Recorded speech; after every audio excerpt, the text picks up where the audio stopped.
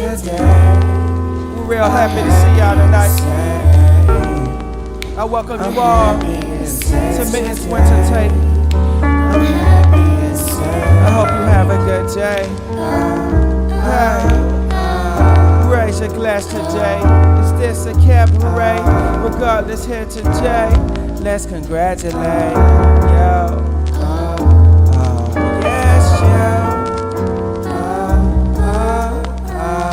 To the young and restless, pardon I have to say, y'all looking mighty late. Who got some ass today? Oh gosh, I know I'm vulgar. Let's curse the night away. I spot a cutie pie with those bewitching eyes. Sweep her off her feet, I'll be the broom between the thighs. This not the time for cheeks, I'm such a douche, it's no surprise. I mean, I had to try, unless she's down to go.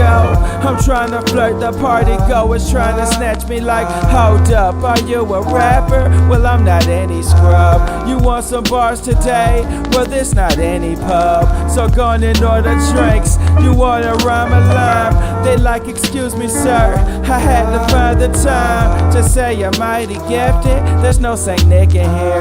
The way they raving on me, think I ever dare in here. Heard you and Mittens called the sad boy crew. Funny, all I do is smile when my tunes have you.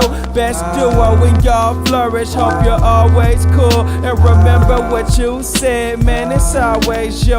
Don't worry about the hate, cause you're always true. Take yourself and cherish us, man, I always know. Been here since drum and bass, and you're in our circulations. To the sounds of Akari and the Moogie compilations. To the mega mix throwbacks or the kanji on your pages. To the nerd, wasn't stopping before Tenko as the place you call home. Damn, you shot us in the heart. May your day be filled with Mary, and this song convey our thoughts. Hey, that's why I'm happy to say it's your day, it's your day. I'm happy to say, I'm happy to say it's your day. I'm happy to say, I'm happy to say it's your day. I'm happy to say, I'm happy to say it's your day. I'm happy to say, oh, oh, oh. I'm happy to say, I'm happy to say it's your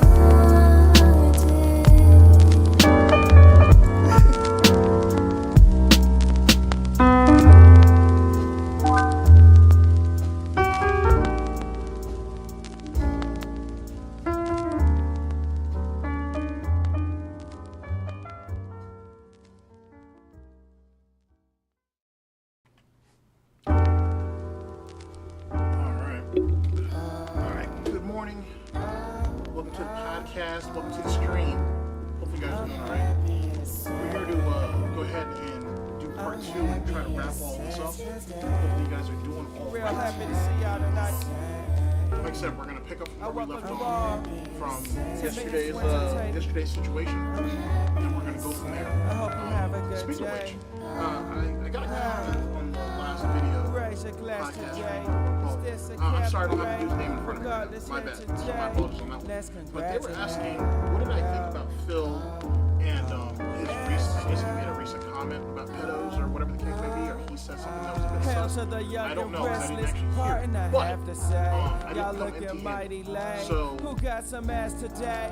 Oh gosh, I know so I'm vulgar. the show, Let's curse that the being night said, away. I spot a cutie pie with those bewitching eyes. Sweep her off her feet, I'll be the broom between the thighs. This not the time for chicks, I'm such a douche, it's no surprise. I mean, I they were had to telling them about try, the unless she's down to go. I'm trying basically to going flirt, back the to party goers trying to snatch me like, hold up, are you a rapper? Well, I'm not any scrub. Well, one, you want some there was bars one thing they brought up today? about shade Well, today, this not and I'm any surprised no one pub. bid on So that. go on and order But that's drinks. right, it is You what want it to is. rhyme a But line? the They second like, one excuse me, was some sir, suspect I shit had that to Gizmo find the had done time early on to in say Spidey you're Game. mighty Spidey gifted. Game There's days. no Saint I'm Nick gonna in give you here. guys that The segment way right they now. raving on me, That'll be think part I of our ever TED dare in here. Or the Heard you continuation. and Mittens called So the that's what the sad boy situation crew. is, and Funny, then we're gonna all finish I up do like is September. smile when my I tunes have have the you. link in the Best description duo duo, we all flourish. Hope you're always cool. And remember what you said, man, it's always you.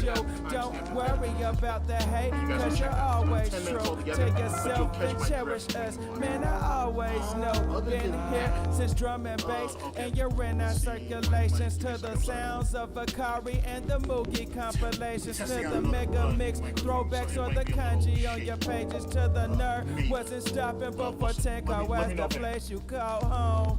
Damn, you shot us in the heart. May your day be filled with Mary, and this song convey our thoughts. Hey, that's why I'm happy to say it's your day, it's your day.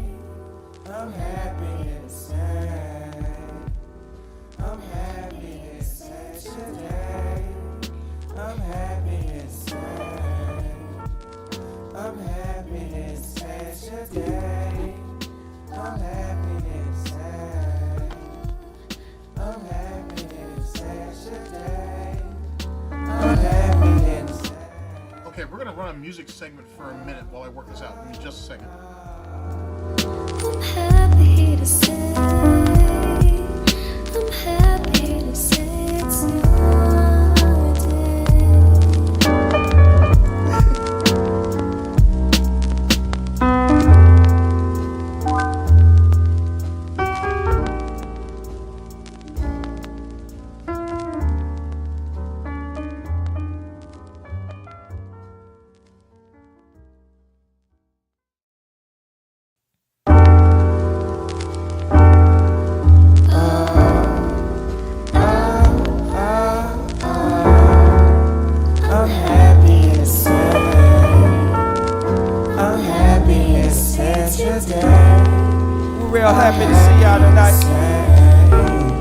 I welcome you all to Mittens Winter Tape. I hope you have a good day. Hey, raise your glass today. Is this a cabaret? Regardless, here today. Let's congratulate. Yo. Yes, yo. Alright, let me know if you're still not picking me up or if it doesn't sound clear. Got some ass today. Oh gosh, I know I'm we got some bugs in Machanics. I spot a cutie pie with those bewitching eyes. Sweep her off her feet. I be the broom between the thighs. This not the time for cheeks. I'm such a douche. It's no surprise. I mean, I had to try unless she's down to go. I'm trying to flirt. The party goers trying to snatch me like, hold up, are you a rapper? Well, I'm not any. Alright guys, am I too loud? Am I too low still? Any pub, so gone and order drinks. You wanna rhyme a line? They like Excuse me, sorry. me, sir. Oh yeah, so let me know if I'm too loud, if I'm too low still. There's no Still faint. The way they raving on me, think I Better? ever dare in Alright, here. alright, Heard you let's and go Mittens ahead caught the and- sad boy crew. Funny, all I do is smile when my tunes have you. Best duo, we all flourish. Hope you're always cool. And remember what you said, man, it's always you.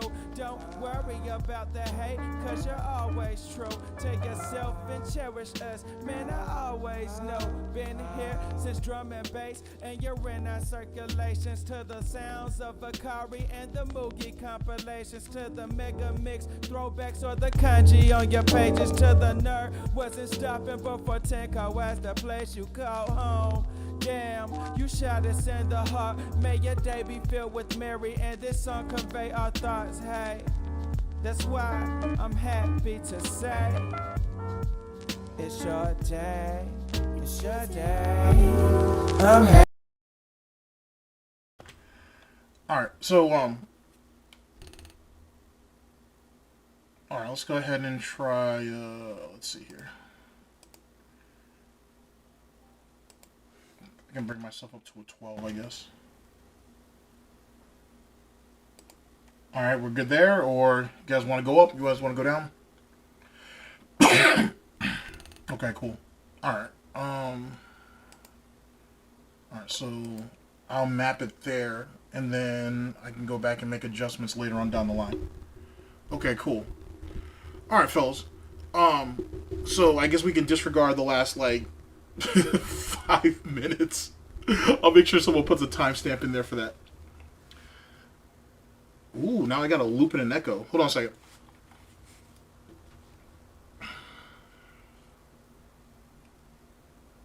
Okay, sure. All right, no problem. Like I said, that's what we're here for. All right, so okay, how far do you guys need me to repeat? Oh yeah, we'll just redo the segment. I'll make sure there's a timestamp in there so people can make a jump. We're gonna pick up from where we left off on yesterday's stream. Essentially, as it pertains to the Jasper stuff, I was left a comment on the last video asking about did I hear about DSP's most recent? I guess he had made a pedo type comment or a suspicious type comment. I didn't hear that. I've got a lot going on, kind of really, and I didn't catch that. But I did see something on That Being Said, the last episode that they did, where they were talking about the Dent C scrolls, and there was some nonsense that DSP had done and said. Excuse me, had done and said back in the day. We're gonna go over that. It'll be brief. It's like 10 minutes. The link is down in the description to That Being Said's channel, as well as to the video in question, and there should be a timestamp to it as well. And that's pretty much it. And then that's how we're going to close it out. I'm not sure if I'll see you guys over the weekend or not. We'll see. But like I said, there's a lot of FGC stuff I want to kind of do before Evo pops off. So making fun of DSP's gameplay is a good way of going about that. As well as some other stuff too. Some stuff with Low Tier God, some stuff with Filipino Champ. So it's a thing. Anyway, so let's go ahead and get started. I don't need to hold you guys up any longer than I already have. And give me just a second. It's called the Sad Boy Crew. Funny, all I do is smile when my tunes have you. Best duo when y'all flourish. Hope you're always cool. And remember what you said, man, it's always you. Don't worry about the hate, cause you're always true. Take yourself and cherish us, man, I always know. Been here since drum and bass, and you're in our circulations. To the sounds of Akari and the Moogie compilations. To the mega mix throwbacks or the kanji on your pages. To the nerd wasn't stopping before Tenko as the place you call home. Damn, you shot us in the heart. May your day be filled with Mary, and this song convey our thoughts. Hey, that's why I'm happy to say it's your day, it's your day. Okay, so so somewhere down the line, you guys are going to catch a buzz, and then my voice is going to shoot up, and then it's going to shoot down. And we should be Gucci at that point. If it happens. If it don't, it don't. Okay, so this was from the That Being Said podcast. That was literally just a couple days ago, or a few days ago. And it's about 10 minutes. There are two things I want to point out. First thing is the situation with Shady K. You guys, if that name sounds familiar, if you go back to the Side Scroller podcast, right?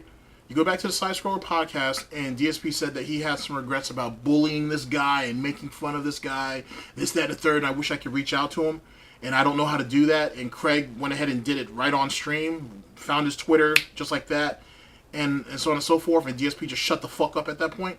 This right here kind of explains DSP's animosity towards Shady K. So here you go. And ironically enough, it's usually over a chick. Can't help himself. He has to lie. So before we get to our next thing, before we talk about the guy, I do want to, Gundam, you're here, but we've a few chances to get to here, and I want to tell you something we found through our kind of sister show we do. It's called the Dent C Scrolls, where we look at the name. Old forum posts that Phil himself has made over the internet, and they're still public online. We're doing anything crazy. Some is still up. I wanted to share this with you because I want your take especially. Yeah, so quick backstory. Phil went to he was 21 years old. This is 2003. Phil goes young to a tournament. piglet. Yes, a young piglet. Young piglet indeed. Yeah, the chasing the 14-year-old nonsense that he was wanting to do in the mall. There's that. I don't want to spoil it completely. And yeah, Shady K was messing with some chick that DSP I guess DSP thought he was more deserving of, I guess. Whatever. But you'll see. 21 years old. There's a female player there, Taco-chan, and she is there. She is involved with another gentleman, Shady K. All these names are irrelevant, but just so I you know, imagine she tastes like tacos right there. that's what I'm thinking. I'm thinking that Derek might want El Paso, but yeah, it's not necessarily a disregard type situation because, like I said, if you go back to the Side Scroller podcast, you're actually gonna find out why DSP's mad. On top of that, it was like a week or two ago, I told you that DSP was running around referring to his mother as a slut, and as well as other women for whatever reason. I've got that segment for you too. that too, but they were together, and Phil tried to get with her even though she had someone else she liked. Totally fine, whatever. He's a pimp. Phil comes back and writes the following. I'd like to read it for you real quick. He writes a manifesto, a 10-point manifesto of his points on women. Okay, and I'm going to read My to you. jaw has already dropped. 21-year-old. I want everyone to remember, this is 21-year-old DSP. This is not a 13-year-old dude that just found emo, just broke up with his first girlfriend. It's we all been through those moments. It's just not that. This is a 21-year-old adult that can vote and can drink and do whatever the fuck he wants. And he can also buy guns. He can also Thank buy God. guns. This what makes it dangerous. Yes. All right. So this is and by the way, this is posted on a female-only thread of SRK, which means if you have a penis, don't post here. DSP felt the best place to post this would be on the female-only thread. You need all that for that. Here's the 10 points to remember. Here we go. Anyway, I just want to see what you guys think here about this. Are there any truly interesting and wonderful women left? Shit. Every woman I've known was either, here's the list, extremely selfish and self-centered, too busy feeling sorry for herself to do anything else, too annoying and or geeky to stand for more than 30 minutes, too stupid to listen to advice they ask for. This shit sounds like major projection, by the way, chat. Like super fucking projection on DSP's part. Stupid things and then complain to you because they went totally against what you told them. A total slut, a total tease, leading you on and then crushing you under their boot when you finally let on that you like her. Total liar. So demanding that she expects you to read her mind like some kind of fucking psychic and never do anything unless it's with her. Don't be fooled, guys. If she says you can go do something and she doesn't mind, she's lying and you'll pay for it later. Number 9, too full of herself. And 10, just plain fucking crazy. That's the 10 list. And finally, he says, every single woman in my life fits one or more of the above, and every single one of them has let me down. He then goes on to say, this list even applies to my mother. Mommy, why are you a slut? Mommy, why are you always letting me down? Why are you such a bitch, Mom? That's what this shit is. That's what this shit was. The fuck? The hell is your problem talking about your mother like that? How are you going to put your mother on that list? Or even have her anywhere close to that? Even if she did disappoint you in one way or another, that's your mother. That's your mother. She could have easily swallowed. She could have taken birth control. She could have done a lot of things and she decided to bring your dumb ass into the world. And that's how you repay her? Sorry. By labeling her as a slut? Yikes. Sorry, Mommy Burnell. Well, you gotta admire the honesty. Okay. Didn't expect that, but I thought that is a classic. I don't even know what to make of it. It's just like, it's wild. It just goes to so many directions. I'm like, okay, he's not wrong there. I don't know how many times I dated a woman that wanted me to read her mind. She's a total slut. True. I'm like, okay, but she's also a tease. I'm like, what? Has your mom ever been a tease to you? I mean, not to me. That's a good question. Like, good lord. This also applies to my mother. So I guess like this goes back to the Wolverine figure. If she just listened. Yeah. But you see but there's a correlation too. Think about how DSP always overpromises and underdelivers, and then he gives you some lame ass excuse, right? Like some half-ass parent on why things didn't get done when he said things were going to get done. It's the same shit. It is legitimately the same shit. If you take the scenario and apply it to what he does, it's legitimately the same thing. That shit is wild. That shit is wild. And you're 21, or he was 21 at this time, and you're still holding resentment against Mommy? But then again, when we finally got the when he did the Hate Live or Ask the King or whatever it was, I think it was Hate Live, where he talked about the Wolverine doll or toy figure, action figure. He was deep in his 20s and he still felt a certain type of way about that. So this dude has had, and I've said this dude has had a hate boner for his parents for a minute. For a minute. So for people to for the thought process to be around saying that, oh, it's a behavioral problem and it's nothing, and you know what I'm saying, it's just that, this is far beyond just shitty behavior. This is far beyond DSP just being a shitty person. You know what I'm saying? If you had him evaluated today, I'm sure someone would be like, yeah, he's got some underlying issues. Certainly. To think, I mean, obviously none of this is normal, but to say that there is not anything else attached to this besides he's just somebody with shitty behavior is, we're giving a lot of liberty here to this nonsense. We really have. And that's the problem. DSP has been able to kind of skirt the line for so goddamn long is the reason why you get shit like this. Yeah, it's entertaining. Don't get me wrong. I'm not going to take away from that. But look at the underlying problem or problems that a lot of this shit stems from. That's where the issues come into play. Like, this guy, it's more than he's just a shitty person. You know what I'm saying? It's way more than that. It's a lot deeper than that, if you will. And I don't think anybody wants to admit it.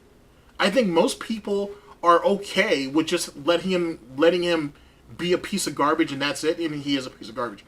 But there's so much more to it than that. And to give you guys another example, look at King Cobra.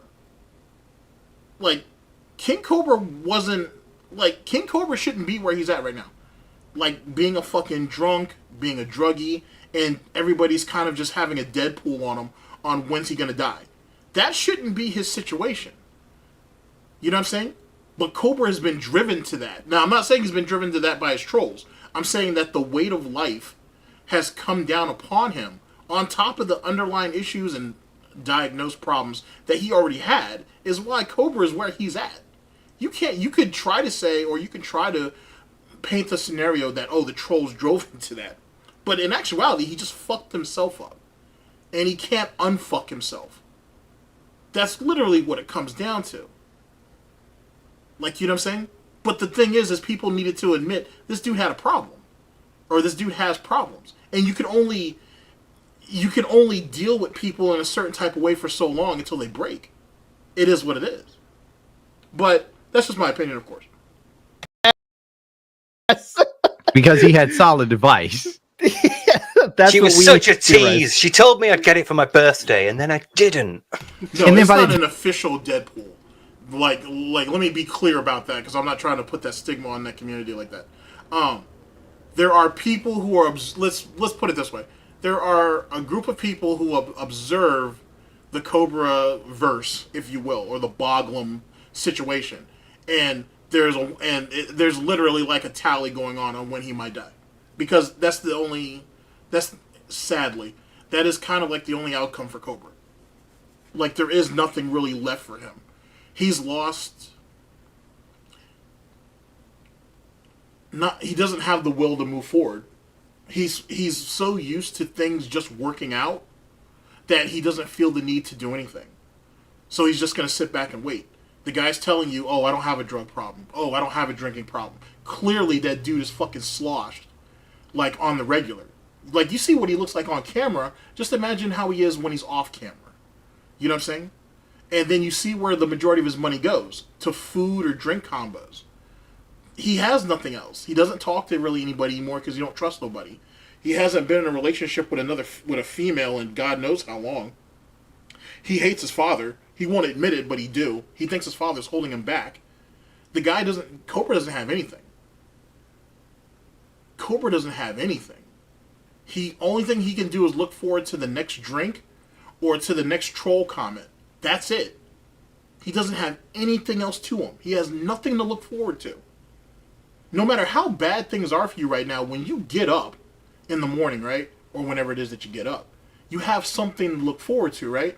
And because of that, you have something to work towards. Well, what happened if someone took all of that from you? Or if you felt like someone took all of that from you? What are you going to do then? Cobra has nothing. And he doesn't have nothing because people took it away from him. He has nothing because he's already given up. You know what I mean? That's really kind of what it comes down to. He has no fight left in him. And if he ever really did, he always came across, at least to me anyway, as someone who would rather ignore his problems and hope that things would go away. That's not how shit works. That's just not how that works. If you don't deal with the problem is just going to linger. Period. That's not hard to grasp. You know what I'm saying? You can't sit there and just hope things get better. You have to work towards it. But that's neither here nor there. Oh my God, I didn't want it. It was old. Yeah, like he didn't even want it. He didn't want it. After that. He did this on the female section. Yes, that was on the females section. And as usual, yet again, no one wants to change, but he doesn't want to change his situation. That's the problem. He just hopes the situation will just get better. And you're right. If you don't have any, if you have to have some hope to kind of push things forward and whatnot, or give you a reason to push things forward, but at the same time, you still got to do something. You still have to do something. And this is where, I'll be brief about this and we can keep moving. This is where Wings gets himself fucked up. Because Wings don't want to do nothing no more. He doesn't want to do anything. Like, he's trying to do what DSP's doing right now with Street Fighter V. Wings is trying to do it with Rainbow Six. He's trying to recreate Carry the Diamond and the buzz that came around that. Just like DSP's trying to relive, if you will, Street Fighter 4 and all the buzz that he got around that, and it's not working. The landscape has changed. You're shit. Like, you're terrible at the game, and you're just getting by beating up people who are just learning. You can't even call those people scrubs. They are literally people that are just learning the game, just like you. You're fundamentally bad. You know what I'm saying? And you're only going to get away with it for so goddamn long. And then when you think about the Diaphone situation, he got that little bit of a rub off Diaphone, and now all of a sudden, oh, the FGC might actually take me back if I try to act like, if I try to act like I'm one of them. And he throws out all this bullshit. But there's nobody who thinks that way. There's a lot of arguments online right now as it pertains to Street Fighter 6. A shitload of them. But there's nobody bitching and complaining like he is. That's just not happening. And don't be wrong, there's some petty shit online right now. But it's not like that. But that's neither here nor there. As you can expect, dude, we're finding so much stuff in those Density scrolls that it's incredible how his mother issues are really a big thing. And also when he was 26 years old, 26 now, he wants to have a party of Street Fighter players. That sounds fun, right? So if you want a grill when you're 26, what might you do, Gundam? Buy a grill, use the charcoal grill. If you already have a grill, by the way, you could buy a grill. Use the grill your dad already has, or con your dad into buying a gas grill, which was his plan that he shared online. Oh, that's DSP all the way. Yeah. But I got another question. This idiot right here wanted to have friends, so he wanted to have some of his Street Fighter buddies come over and have a barbecue essentially. Instead of using the grill that your father had, you wanted to con your father into buying a new grill, a gas grill. And more than likely, you weren't going to man that grill, so your father was going to do that too. So what was that? Like, how did that even happen?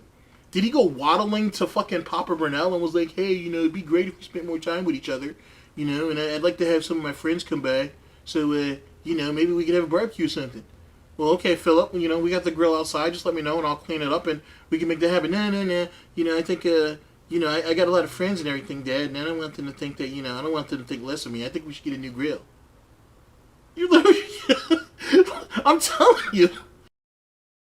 telling you, if you don't serve a purpose, you're in the way. You are in the way. Who the fuck does that shit? A grill is a grill, dude. No one's gonna give a fuck. Like, truly, no one's gonna give a fuck.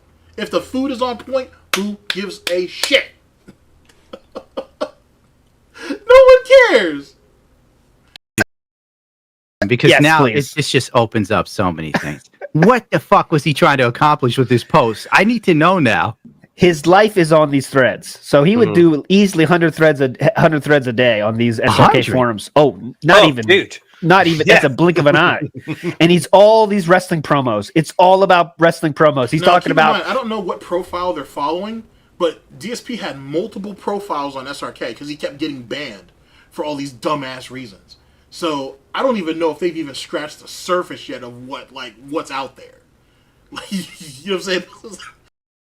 Excuse me. There's like a lot of nonsense out there on this guy. There's a lot. There's like, oh god. Like wait till they start getting into the real stupid shit. Like you know what I'm saying? Wait till that nonsense happens. That's just gonna be funny.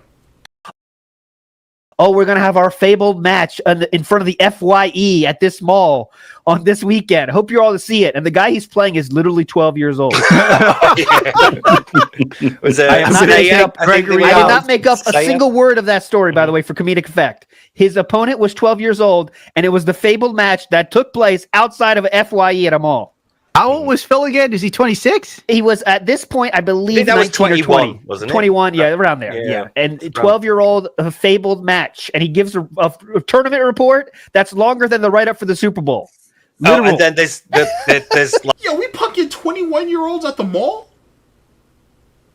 We're talking about you had a fabled match, a legendary bout with a 12-year-old? I'm not even saying this is the pedo shit. We're not even there yet. But you're out here. You're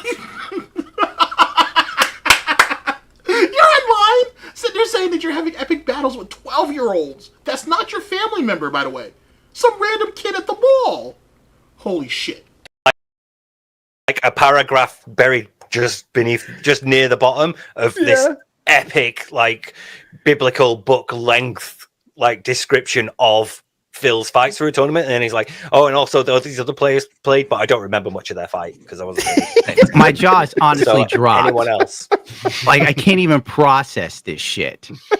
fucking I've always amazing. felt Phil was crazy, but this kind of solidifies it. Dude, yes, that's what the Dead Sea Scrolls is doing. it's blown my mind at how much of like current Phil is in this. Oh, like young Phil at like 18 to 20. Is just as much Phil as Phil of now, and it's terrifying because normally there's more variance. Normally, you change and you grow as a person as you get older. Yeah, not DSP. He's not normal. I don't know why you guys keep thinking that you. I don't know why people expect DSP to be normalized, or they think they can normalize him. I'm making assumptions here. Don't be wrong. I'm not accusing anybody of anything, but I don't. If you try to handle DSP like a normal person, you will drive yourself insane. You know what I'm saying? You will drive yourself fucking nuts. This dude is not normal. And just like what I told you yesterday, just like what I've been telling people, you'll find if you go into DSP's past far enough, you'll see current Phil in that. The dude doesn't change because he can't change. And that's why I'm saying that it can't be a behavioral type thing. The dude has something wrong with him. He has multiple things wrong with him, clearly. And this is coming from someone who spent countless hours going over his bullshit. Had a good time doing it though. But yeah. Like DSP's a nut. You can't humanize him. That's why DSP tries to speak when he speaks about himself and other people. He either is trying to elevate himself above other people or he's certainly trying to distance himself. That's how he views it. It's the only way he can rationalize the world around him. And then dude is so scared of the world around him that's why he encloses himself into the Snort Fort. That's why he doesn't mind Catherine to go ahead and do all the hunting, fishing, and gathering while he just sit at home and chill. He's not built to be in society. Part of living and breathing is struggle and criticism and all that. But that's not all of it. That's just a portion of it. It's just a portion of it. Not everything that you see has to be inherently bad.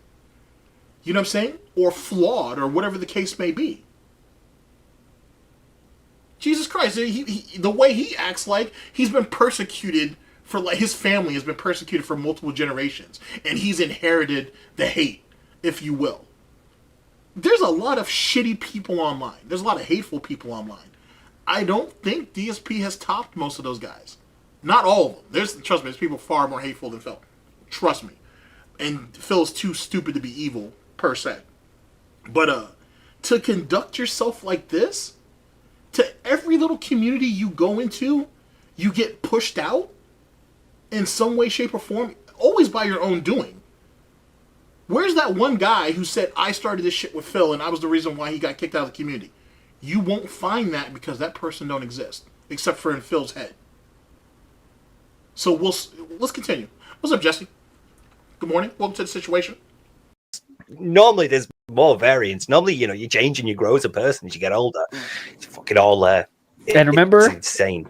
He said, after we're done, 21-year-old DSP at this point says, after we get bored of creeping on 14-year-old girls. Yep. I don't. Yeah, and here, I want to be clear. What's wrong, guys? I thought we were going to humanize them. Where's the funny in this?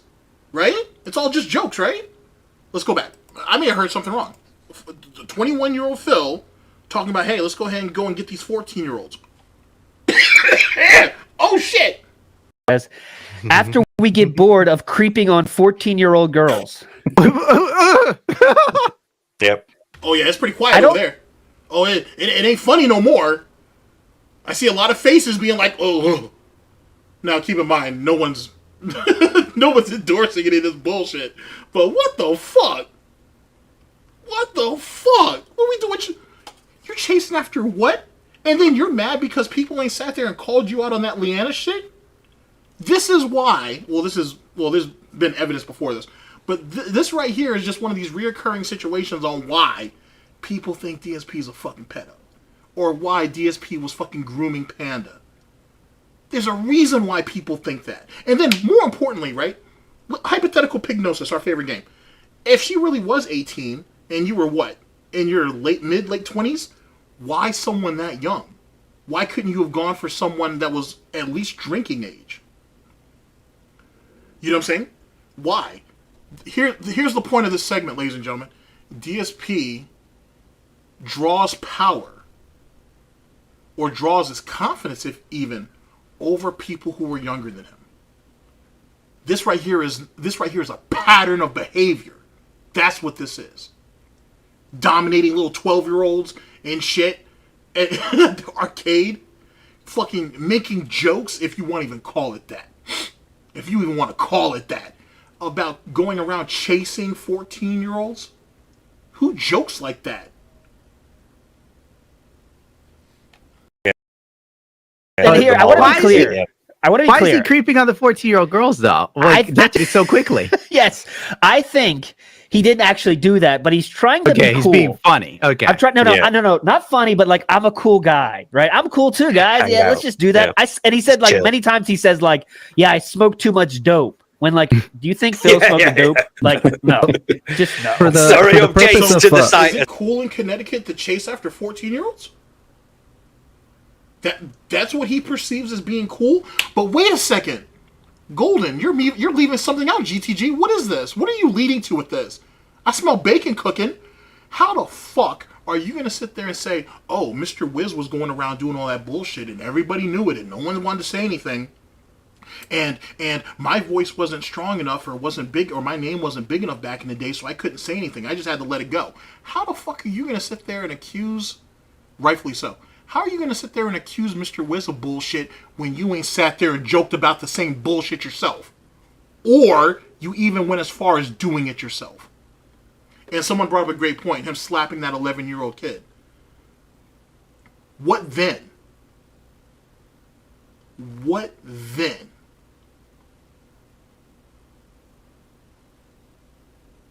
Fucking hypocrite. Fucking hypocrite. And then, no one can really say, for sure, if the dude was actually joking. Who's to say that he wasn't creeping on fucking 14-year-olds and shit by himself in the mall like a nut? Who could say? Now, I don't know that for sure. But DSP has a habit of joking about shit that sometimes he may have done. Just saying. Slow. Of truthfulness, he actually said chasing 14-year-old chicks, not creeping on them. Sorry, he didn't outright said, but it is fucking creepy if you're gonna be like an 18, 20-year-old guy chasing 14-year-olds in a mall. Yeah, Just to put another layer of context to it, he's trying to convince people to come to Genetically, and these are activities we can do while we're waiting around between tours. We're pig whistling to other potential pedophiles to go ahead and come out and chase these 14-year-olds. Are you fucking serious? Hey guys, you want to know what some of the cool events we have going on right now in Connecticut? You can go ahead and watch me get beat up by a 12-year-old. You can go ahead and grill on my father's new barbecue grill that I conned him into. And then we can go to the mall and chase after 14-year-olds. That's what's cool, bruh. Fucking sicko. Fucking crazy. Fucking crazy. We've got this shop, we've got this place, we could go here, or we can hang out in the mall. So he was a mall chase rat. 14-year-old girls. That's where the arcade was. So yes, and he also worked there for a while. Yeah, so he loved the mall. He was a mall rat. I mean, that's where the mall is, where the fabled matches take place. Life. Yeah, dude. You found the first bag as well, didn't you? Yeah, we found the first bag. The first bag. It's on my Twitter. This is biblical. The first style as well. The first style, dude. You're gonna be a fan. I'll send you the link and see if you like it. It's we get into a lot of nonsense over there. But was it 2003 the first recorded bag? The first PayPal link? Let me see exactly. I have to bring my Twitter. I can't remember the exact. Like when I was 18, I was getting banned from strip clubs that were like selling prostitution. Yeah, I think it was feels around like 2003, I'm smoking a doobie and hanging out with 14-year-olds. Dude, he wasn't even doing it. That's the saddest point. Is he wasn't even doing that's kind of like, okay, you're smoking dope, you're having fun at least. Phil's not even doing that. He's just saying he is because he wants to be cool and fit in, and everyone hates him on the forum already. Dude, everyone hates him. Someone says legit. How come everyone's scared to ask DSP for a ride to these tournaments? Because DSP is like, hey, you guys can ride with me. You guys can take my car. And someone says, how come people are scared of ask DSP? The next commenter says, because it's DSP. That's the response. When he was 21 years. Wait, we have a bit of discrepancy here. DSP told us that he had a bad back. So that's why he had the bum rides off other people. Well, maybe that was later on down the timeline. But wait a second. I thought DSP was so well respected that he used to chauffeur people around all the time. He was the sole reason why certain people were getting to tournaments from Connecticut to wherever else. He didn't mind doing that for the community. That's why he was so respected in the community, and that's why assholes have no right to question what validity and what valor he had shown in the FGC because he did so much for the FGC. But now you have another individual who I have no contact with whatsoever. Never spoken to any of these people. You have these people here saying, oh, well, we have posts where people are like, hey, DSP's offering free rides to tournaments, man. Why isn't no one taking them up on it? Oh, because DSP's fucking DSP. That's why. Because he was calling for pedophiles, for other fellow pedophiles to come out there with him to cruise the mall for 14-year-old girls. That's why. I didn't make that up, chat. You heard it. You heard that. And then even if you want to give him the benefit of the doubt, I'm not going to hold that against you, and say, oh, he was joking. Who jokes like that? I don't want to hear the lame-ass excuse about being edgy and all that bullshit. Who jokes like that? Don't worry. I'll wait. Always sucked. Yes, he's always been that. Dude, and he said it was no gold. It was all dark age. Yes. You know why tophaters.com was a thing, don't you? Like, because he got banned from this forum, yeah. But he comes back to this forum going, right, guys, I fed up of all this arguing in this thread. If you want to keep the trash talking, go here. And he links his own fucking forum. Yeah, so go here. which he's been banned for, linking people his forum. People like Phil, fuck off. And then he was crying about, on his own forum, people not using his forum. Yeah. Like he was thinking that it's not even worth keeping. Dude. But it gets even more pathetic than that. It's not just the fact that he started Top Haters because he got booted off of SRK more than once in more than one account, but when he was booted off a couple of his main accounts, he had like it's like a King of Hate HD account, I think is what it's called. It's one of the many accounts, and he used to promote his YouTube channel on that bitch. And people were people were recommended. Let me say that. People were recommended, don't engage with him or don't engage with that post. We don't give him attention. That's how they had to choose to essentially not contaminate. quarantine Darkside Phil. Just don't engage with him. And don't engage with any of his posts. Just don't do it. So you'll literally find in the archives post after post after post after post with no one really answering any of them. That's how they wanted to avoid him. And that's how much, and no one really did. So it shows you what kind of discipline was displayed to make that happen. That dude is a fucking nut. Complaining about exactly. It was like don't touch the poo or don't touch the pig shit before don't touch the pig shit. Josh would be proud. It's like he said last night, even, guys, you wanted me to open up these forums for such a long time, and now I have them, and no one's using them. What's going on? And what did he say last night? You guys asked me to play this game forever. Where were you? Yeah. It's another example of, hey, Phil, we want you to play this thing. Well, fuck off. You can wait. And then later on, he starts playing it, and he's like, well, where's everybody that asked for it? Well, they've also so the delusions of grandeur have always been a problem. They've always been there. Always. Oh, Impact. That's where the first beg comes from, because he's talking about raising money for Impact, the fighting game tournament that's going to rival Evo. Yeah. He had a tournament idea. There's not some kid when you're 11. I thought that was a myth.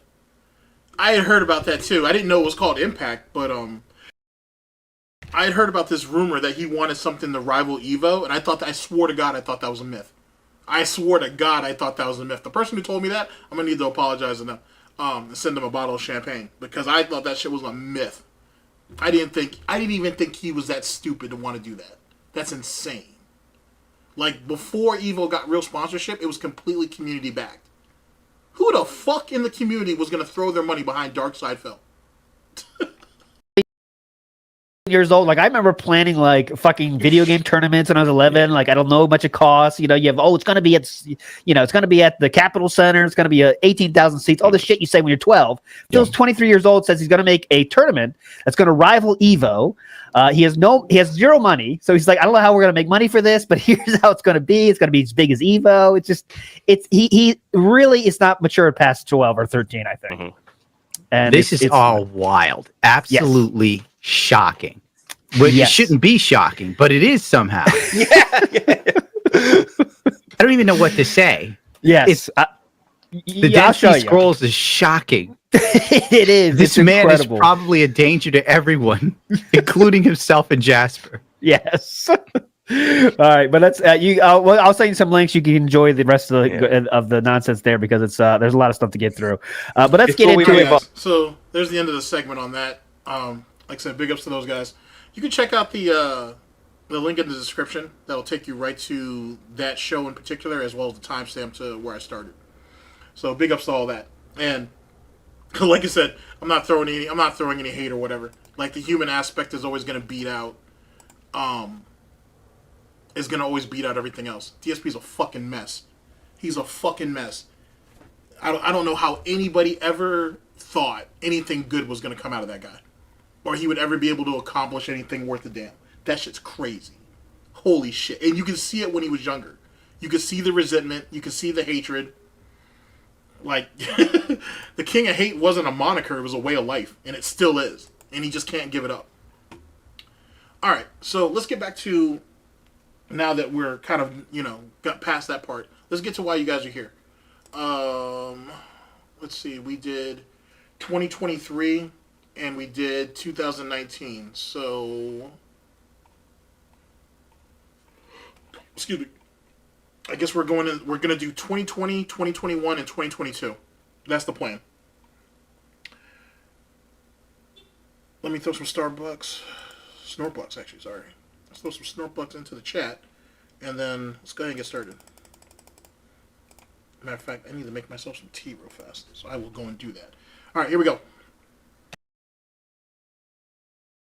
$1.50 says, when you first brought Jasper home, was he scared the first few days he adjusted to the new environment? Yes, he hid a lot, and under beds and stuff. I say under beds, we only have one bed, but he hid under the bed a lot and under stuff. And then someone in stream chat just asked me, have we ever sought out an alternate means of like a litter for Jasper? And they're suggesting that there's basically like a wood pellet litter that smells smells really good because it's like biodegradable and you know it's better. We did try actually 2 different kinds of litter for Jasper, and he doesn't like them. We tried one that was paper, and I think at one point there was one that was like wood. He will not use it. He's because when we adopted him, you know, he was already, you know, years old, so he was used to using standard pellets. So because of that, he will not use other litter. He just wants regular litter. He will not use these pellets or anything. He just wants regular kitty litter. He hates it. I don't know if Cat sleeps on the couch now. I think she has a bed in her own room, to be honest with you. But he kind of slipped up because when he said beds, you know what I'm saying, and then he quickly fixed it and said bed. So I don't know where he was going with that, but womp womp. No. It is what it is. All right, guys, let's take a short. That is correct. Okay, and bleach injection to $3. Have you ever lied in your life? I would have to say yes. You have to think. At some point in my life, I lied. Like, for example, one distinct thing I can remember. Last year, people were asking me about getting a cat and a pet. And I basically, for a while, told you guys I didn't have one, when in reality I did behind the scenes. Because I knew that there was a trip coming up when that cat was going to be home alone for a while. And I was honestly scared for its safety. I was scared for Jasper's safety. And I didn't want anyone to know that I had a pet at home and then try to pull something when I wasn't home. Okay? So I lied about it until I felt that it was safe enough to reveal that Jasper existed and everything, you know. So, yes, obviously, there are times in everyone's life that I feel... Is there a single person that has never lied in their entire life about something? You know, at least when I lie, I feel like it's better for the common good. Like, I'm trying to protect my family, you know. But, you know, could I tell you every specific time I lied? No. Of course not. I do try to not lie as much as possible, you know. So, Crabcock did a 500-bit cheer now, and that... Oh, that's so good. When I lie for the common good. Holy shit. Oh, that was good. That was fantastic.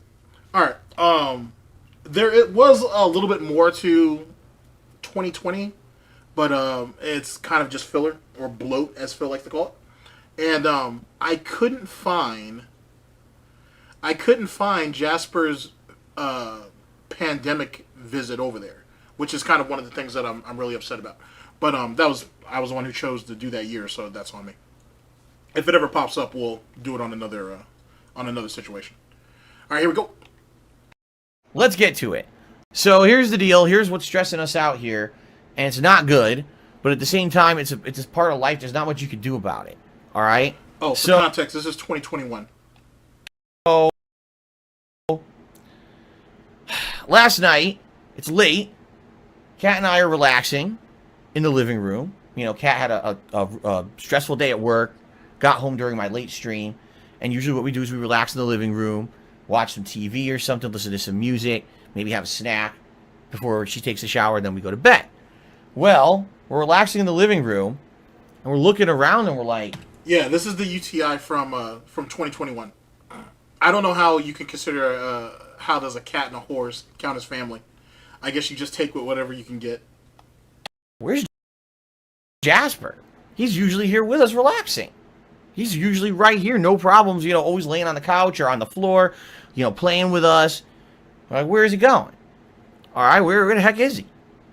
We're looking all over the house for the guy. Where the hell is he? Finally, we find him in the litter box. Okay, he's just using the bathroom, but it seems like he's been gone for a while, all right? So, basically, we relax a little more, and Jasper's like walking back and then disappears again. Where's Jasper? Okay, we go look for him. He's in the litter box again. I'm like, uh-oh. Well, see, guys, you don't know this because I haven't really talked about it publicly, but we've kind of been through this before with Jasper. Basically what happens is, with cats, especially male cats in particular. And that's the reason why I couldn't find the 2020, but I know he's mentioned it. I know he mentioned something along the lines of having to drop Jasper off at the vet, and then they came back around to pick him up later. I know he mentioned it somewhere in 2022, and I just never found it. But womp womp.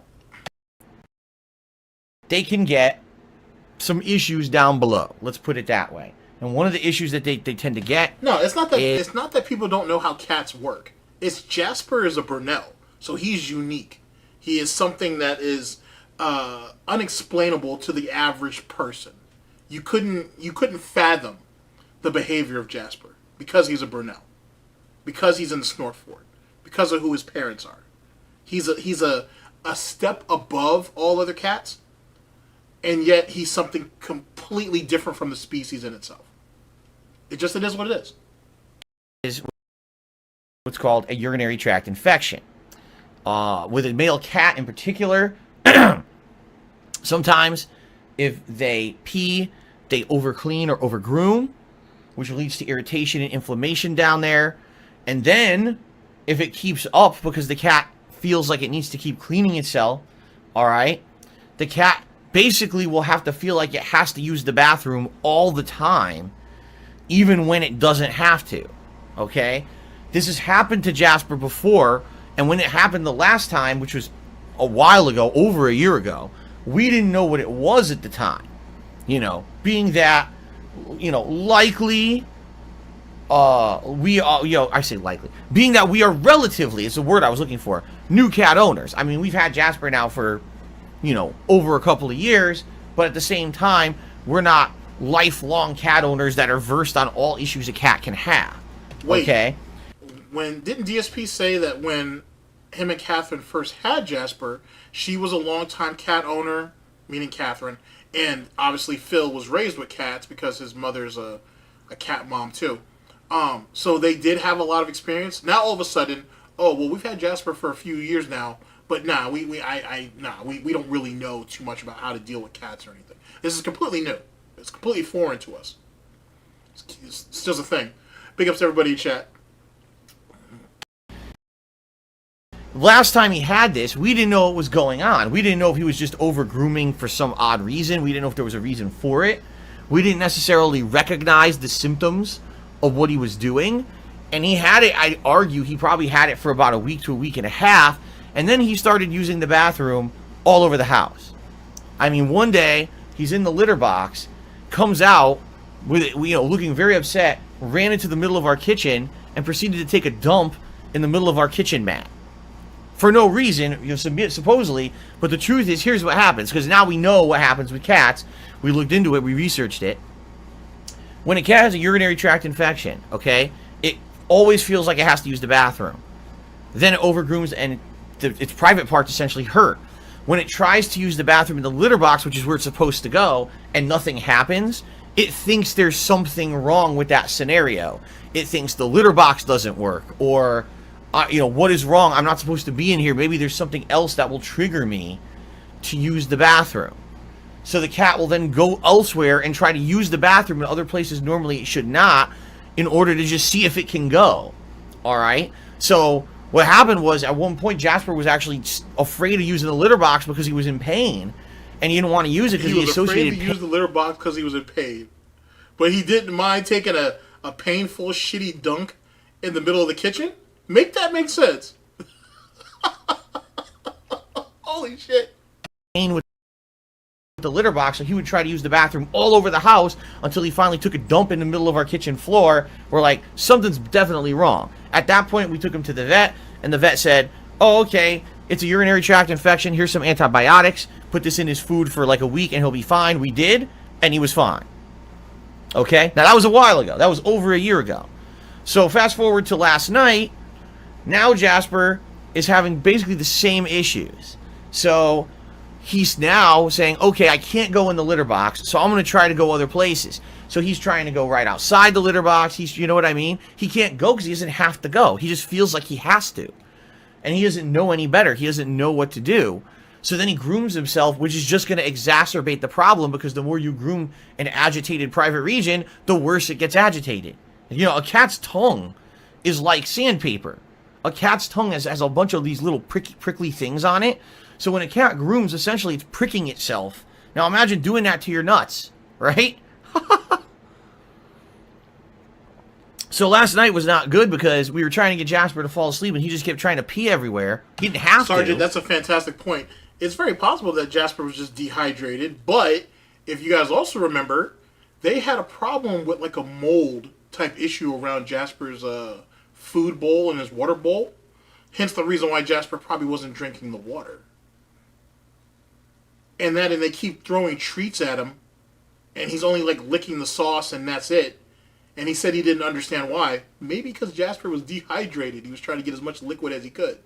Who can say? Who can say? But shit gets wild, son. So finally he did pass out, and when he passed out, and this is another thing that we know he's not feeling good. When he passed out, he stayed asleep the whole night without moving. That's not Jasper at all. Jasper usually will get up, walk around a bit. He's the one to try to wake us up in the morning, and that was not the case. He was zonked, okay? But now, he woke up this morning, he's doing exactly the same thing. Listen to this, okay? Just listen to this. He basically is trying to use the bathroom everywhere and can't. So I was making a breakfast. I was making a microwave burrito for breakfast. I took a paper plate, I put it down on the countertop as the burrito was microwaving, and I went to make a coffee. I walk away, I come back, I shit you not, Jasper is squatting on the paper plate on the countertop trying to use the bathroom. Because to him, in his mind, okay, he can't, you know, there's something wrong with the litter box. I've got to figure out what's going on. Let me try to go to the bathroom every possible way. All right? And he can't figure it out, you know? Then I opened the pantry, and he ran into the pantry and tried to use the bathroom in the corner of the pantry. So he's been doing this all morning. He's literally trying to run around the house and use the bathroom everywhere, because in his mind, I'm going to find the perfect spot where I can go. He doesn't understand he doesn't need to go. You see? So the reason that we're stressed out is, number one, this was happening last night. And number two, of course, in the middle of the night, you can't call a vet.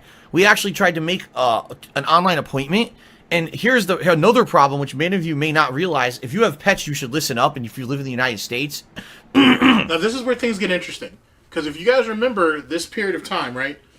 DSP was saying, oh, I can't make an emergency appointment. I can't take him to an emergency vet. You know, he's going to have to wait till my next day off. Now, if I remember correctly, this happened on like a weekend. He was saying, oh, I can't take Jasper till Tuesday. I think it was like Tuesday was his next day off. So I can't take him till then. And then all of a sudden, when he wasn't getting the money that he wanted and people were really turning on him, being like, yo, it's kind of fucked up what you're doing, all of a sudden Jasper started to magically start to feel better as the days go on. Don't worry, I've got the timeline kind of established. You'll hear it gradually.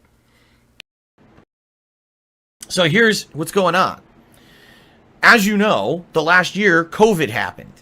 Okay? When COVID happened, essentially everyone out there ran out and bought pets.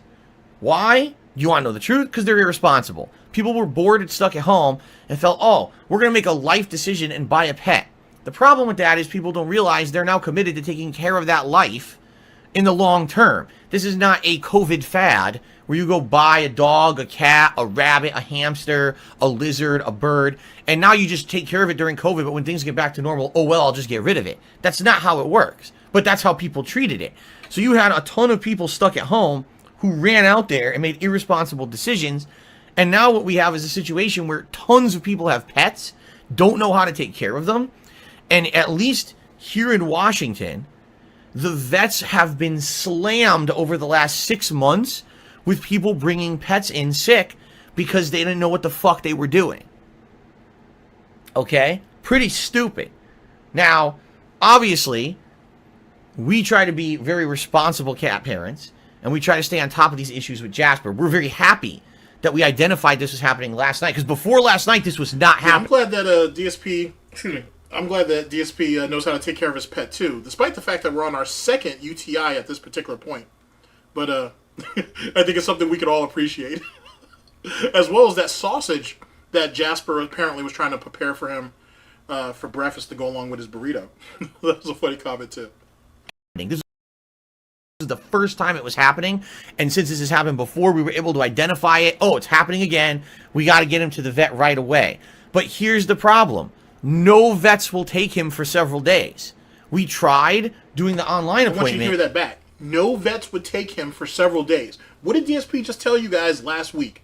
There are veterinarian places all over the place. There's plenty of competition, right? How can they treat us so terribly when there are so many other businesses around that will probably treat us better? But DSP saying now that no one would take him.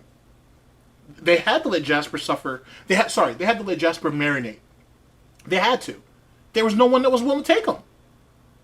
It's unfortunate. Maybe it's because he's declawed. I don't know. The vets have been slammed over the last 6 months with people bringing pets in sick because they didn't know what the fuck they were doing. Okay? Pretty stupid. Now, obviously, we try to be very responsible cat parents, and we try to stay on top of these issues with Jasper. We're very happy that we identified this was happening last night, because before last night, this was not happening. This was the first time it was happening, and since this has happened before, we were able to identify it. Oh, it's happening again. We got to get him to the vet right away. But here's the problem. No vets will take him for several days. We tried doing the online appointment. They said the earliest they would take him was September 7th. That's over 2 weeks away. It's not healthy for a cat to have a urinary tract infection and try to use the bathroom all over the house for 2 weeks. That's incredibly unhealthy to the point where he can get permanent damage or get sick and die if you let him go with it for that long. Okay? So what I needed to do is I needed to start calling around vets this morning.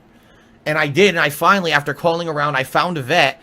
They're willing to take him on Tuesday, which is what they call an emergency drop-off visit. So here's how... Mr. Evil, I think Phil's off today. I think. Don't quote me. Work. It's not technically an appointment, all right? They're already booked all week.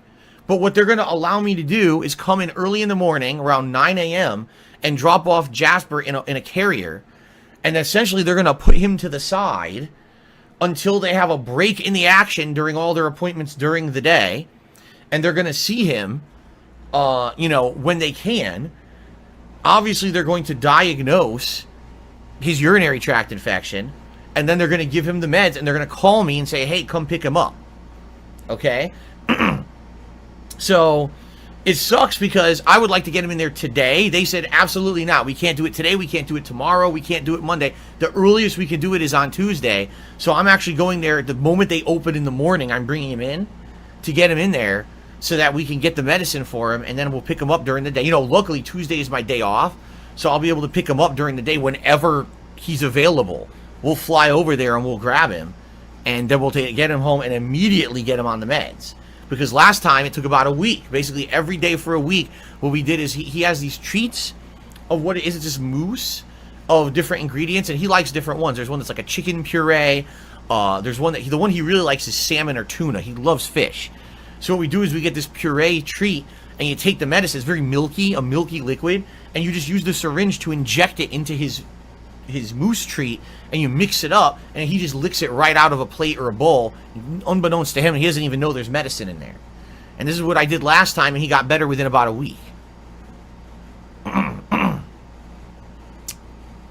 So, yeah. And it sucks because the only thing, the other thing we could do is... And here's another thing, too, and you guys will see this as we go along with this. He keeps talking about treats a lot, and it makes me wonder, is he trying to give Jasper gout? Like, give Jasper some actual food, and maybe don't give him treats all the goddamn time. I don't think he needs it every single goddamn day. Honestly. And I wonder if that actually is like the reason for some of these problems. But it's just a guess on my part. Animal emergency care visit, like walk him into an actual emergency room for a pet, but being that he's not really an emergency, he's not bleeding, you know what I mean, he's not deathly ill, he just happened. Number one, it would be pretty irresponsible. One more thing about waiting until his day off to drop him off and then pick him up or whatever. Where's Catherine at? Why couldn't Kat have dropped her off, like early in the day or whatever, and then on her lunch break or whatnot, go back and pick him up and take him home? Because, like Ann brought up, dude, this veterinarian's probably close, like super close to the house. So, matter of fact, let's go ahead and I'll do one better. Why don't Phil drop off Catherine that morning and then drop Jasper off on the way back? And then once Jasper's ready, he can get the call, swing by, pick up Jasper, go to Kat's job, because she only works retail, right? Be like, hey, let's just drive us back to the house real fast and drop us off, and the car is yours. Or maybe Phil could just pick her up when she gets off work. Maybe we could have done that too. It's crazy that you got 2 grown adults in that house. You guys only have 1 car, no problem, but no one can figure out how to do basic shit. If you guys had kids and you had to drop the child off and pick them up because you don't want them to ride the school bus or the school bus doesn't go that far or whatever, how are you guys going to figure that out? I'm asking. I'm just asking. To be taking the attention of people who actually need to treat pets that are probably in death-risking situations. You know what I'm saying? Not what's the word I'm thinking of?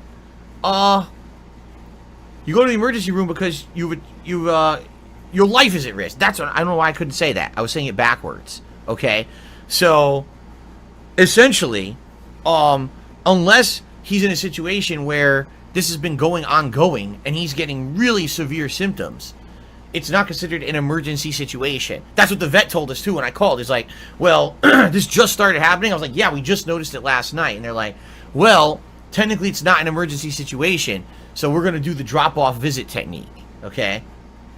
Life-threatening. Yeah, why the hell couldn't I think of that, Kagame? Life-threatening. Right. If he had a broken leg, if you want to know why that was? Why he had so much he had such a hard time saying the emergency room? Because he was catching flashbacks of Leanna. That's what that problem was. And he didn't want to come out and say it without slipping up. Bleeding, you know what I'm saying? Then you can bring him into the emergency, but they're basically saying they're not going to allow him to do that. He has to do this drop-off visit, which sucks. I wanted to get him in there today, but at the same time, I kind of understand. Yes, there's going to be pets that are going to be going in with real emergencies that need to see a doctor immediately for a life or death situation. Now, I don't want to take up a spot of one of those pets. Of course, I love Jasper to death, and I want him to get better as soon as possible. So, this is going to be a stressful weekend, you know, to say the least. And you're absolutely right, HoboX. He says if it's an obstruction, it's considered an emergency. Keep an eye out if he can't pee at all anymore. Right. So what we're going to do is we're going to keep an eye on it. I've not really questions, but maybe it's a question. One, does Jasper not have any medication left over from the year previous? I'm just curious. Now, granted, as you know, medication has an expiration date, so on and so forth, but, you know, pills are good for God knows how long. But he didn't have any leftover medication, or did you guys purposely, you know what I'm saying? Did they give him just enough, like the first time around? Or did he still have some left over? Could we have done that? Could that have been a thing? And then on top of that, yet again, you love Jasper to death, but you were okay sitting there spending your weekend watching him suffer. But you love him to death, though. Right? Like, that's a thing. And then, truth be told, when they were like, oh, well, how long has he had it? And you said, oh, well, we just noticed yesterday. That doesn't necessarily mean that he hasn't been dealing with that longer than that situation. That's just when you noticed it. Jasper could have shown early signs 48 hours previous to that. You do realize that, right, Phil? Maybe you don't. Maybe you don't. See what happens over the next couple of days. If he gets really bad, then we can always take him to the emergency room. But right now, it's just a situation where you can tell he's annoyed, he's upset, he doesn't know why he can't pee. This dude, little dude tried to shit in the fucking. Well, not even tried. He did. He shit in the kitchen because he won't use the litter box. And you don't think that's not a problem? You don't think that's not something worthy of taking him to the emergency room? Or is it like what happened last week, where we don't want to pay the cost, like that blood test? Doesn't have to. It just feels like he does, and he's doing exactly the same thing that he basically did over a year ago when he had it the first time. And like I said back then, I feel worse now. Yo, trust me, I'm talking to Proper right now, man. We have to pull Jasper out of there. I don't think he's gonna make it. And okay, let me drop the comedic act for a minute. Truth be told, I don't have high hopes for Jasper, to be honest with you. It's getting really stupid in that house, right? Like, truth be told, there's like a lot of nonsense that's going on in that house, and we have no clue what kind of situation Jasper's in at all. And truth be told, we really don't know how healthy Jasper is either. Phil don't really know. If you guys go back to the previous podcast, he don't even really know. So I don't have high hopes for him. I hope the little guy makes it, but I don't know if a long life is in Jasper's future. I hope I'm wrong. I honest to God hope I'm wrong. Than I did last year, because the first time he had it, I didn't know what it was. You know, we never had experience with a cat with a urinary tract infection before.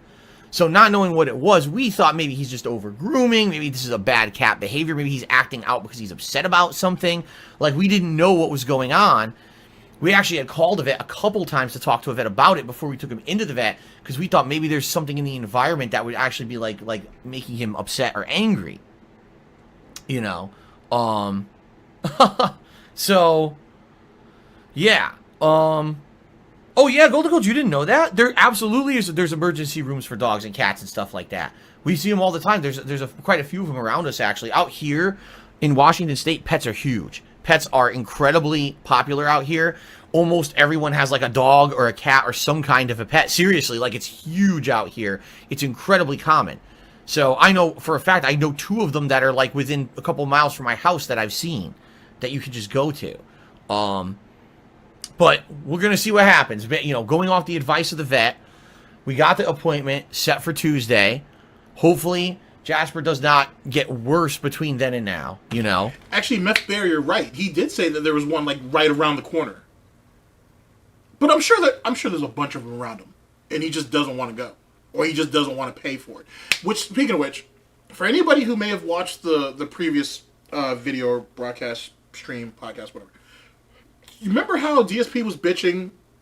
This is the thing that happened last week. When DSP was bitching about how I'm already going to be paying $109 or whatever the case may be. Now you guys are going to try to rip us off for another $300, $350, whatever he said, because he changed the value and whatnot. Proper pointed that out to me. Big ups to Proper. Here's my question. We at least at one time or another, DSP had pet insurance, right? Isn't like a physical usually wrapped up in that, like a free one, like once a year, or like a free checkup, or like a free some type of evaluation or something? And the reason why I'm asking this, because he made such a big deal about the $300 upcharge. It made me wonder, well, wait a second, does your insurance give your pet a free visit once a year? And then you just got pissed off because they tried to tack an additional $300. There was something that he said yesterday that rubbed me wrong, and that's what kind of made me like think that. So for any of you out there who remember, or who can think about it, that might be a thing. Now, not everybody's pet insurance is different, clearly, so not everybody may have that. But it was one of the things that I had been thinking about over the last few hours, and I was thinking, you know, maybe that visit was free, and that's why he got pissed off when they wanted the blood test, because he was going to actually pay for something. Just something to think about. And if he does, we'll have to go to an emergency. But if he stays the same, or hopefully feels better, we're just going to take him in on Tuesday. Well, I'm going to take him in as soon as I can Tuesday morning. They said they open at like 8:30, so I'm going to try to get there between 8:30 and 9. And I'm going to try to drop him off, and hopefully he'll get the medicine right away. You know, we'll be in the area. The thing is, we're already going to be in the area during the day. We're not going to go anywhere else. We're going to be in the area of the vet, so that way if the vet calls and says, oh, he's ready, we'll go get him right away, bring him home, get him his medicine, and get him feeling better. So. Wait, I thought DSP told us yesterday that the previous times that they went to the vet, they were able to go into the actual room with Jasper. Because Jasper doesn't like being in the carrier, right? And he feels more comfortable as long as he knows that Kat and Phil are with him. But now you're saying, oh, well, we're going to just drop him off, which I had already said that was the thing. We're going to be in the area, and then we can swoop back and pick him up whenever he's done or whenever he's ready. So why'd you make such a big deal about last week's visit if you had the option, or at least one of you did, because supposedly Catherine went too. One of you guys had the option to kind of head outside, stretch your legs, maybe even go and grab a coffee or some shit, and then come back. You made it sound like, or he made it sound like, they were just stuck there. And that really wasn't the case.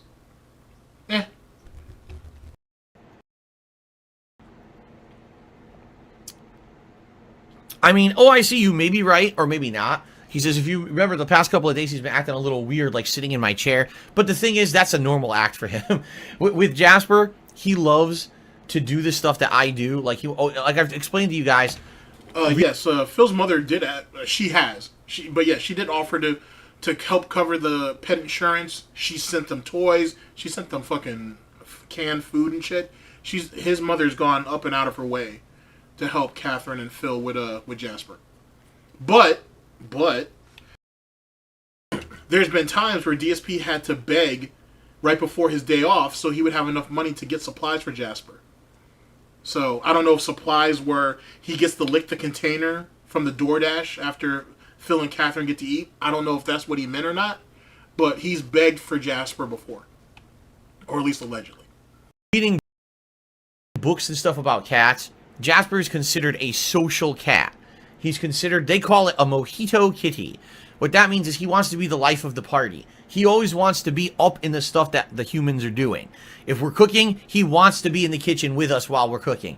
If we're sitting on the couch, he wants to be with us on the couch. And if I get up, he wants to be where I just was. So I'll be sitting on the couch, get up, and he'll sit down where I was just sitting. That's kind of what he does. Now, in regards to this new office chair, he has been very apprehensive because he doesn't know what it is.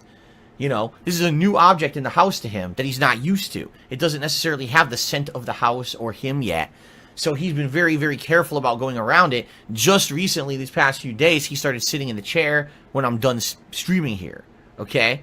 So, that I don't really think that was related to it. Although maybe it was, but I don't think so. I think that's just him being himself. But, definitely last night, it kicked into overdrive when he was, going to the bathroom a million times or trying to go to the bathroom a million times. See, at first we thought, oh man, could it be something wrong with his litter box? Is it dirty? And we looked, it wasn't super clean, but it also wasn't super dirty. So we actually changed out his litter box completely just so he'd be happy. It wasn't super clean, but it wasn't super dirty. I'm sorry, you need to bring that back. I thought we love our pet and we'll do everything for him in our power to make sure that he's comfortable and that he's in a healthy environment. It wasn't super clean, but it wasn't super dirty. Recently, these past few days, he started sitting in the chair when I'm done streaming here. Okay?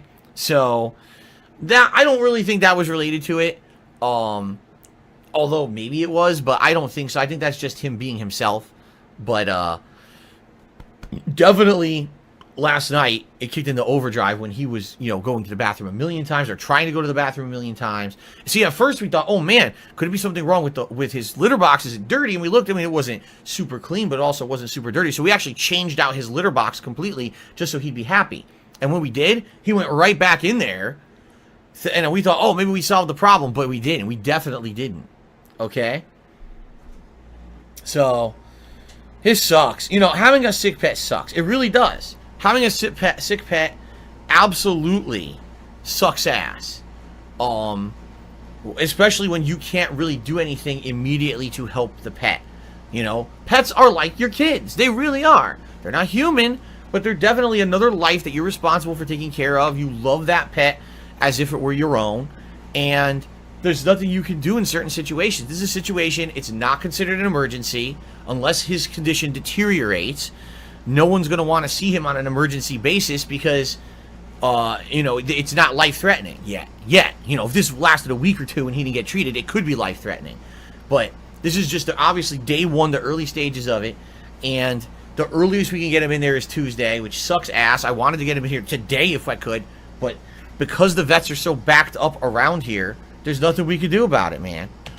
I don't know. I'm suspicious about this. I think he wanted to just sit back and see if it would clear up on its own. That's what I'm thinking. That's what it feels like. Especially the way he wanted to go El Cheapo on that blood test last week. It sounds like he was going to be like, nah, let's just wait and see if this clears up. Because, truth be told, there are 2 alleged adults in that house. So if they really wanted to take him bad enough, they could. Call, make an appointment, find out who will take him first off. Make an appointment and then go. Just saying. And if he is in the early stages, then Jesus Christ, clear that shit up now. Don't let him marinate in his own waste for 2 fucking weeks until someone's ready to see him. Is that when is that, Phil, how you expect to get your money's worth out of this situation? What were we going for with that? You know, there's absolutely nothing you can do, man. And yes, I am aware, already people in the chat, oh, you can do this, you can do that, you can do this. We're aware. You know, we're going to consider trying to do stuff, because now this is the first time we got it over a year ago. We didn't know what it was. It was random. It was unexpected. It definitely was shocking, because like, damn, how did he get it? You know, this is a clean house. You know, everything's good.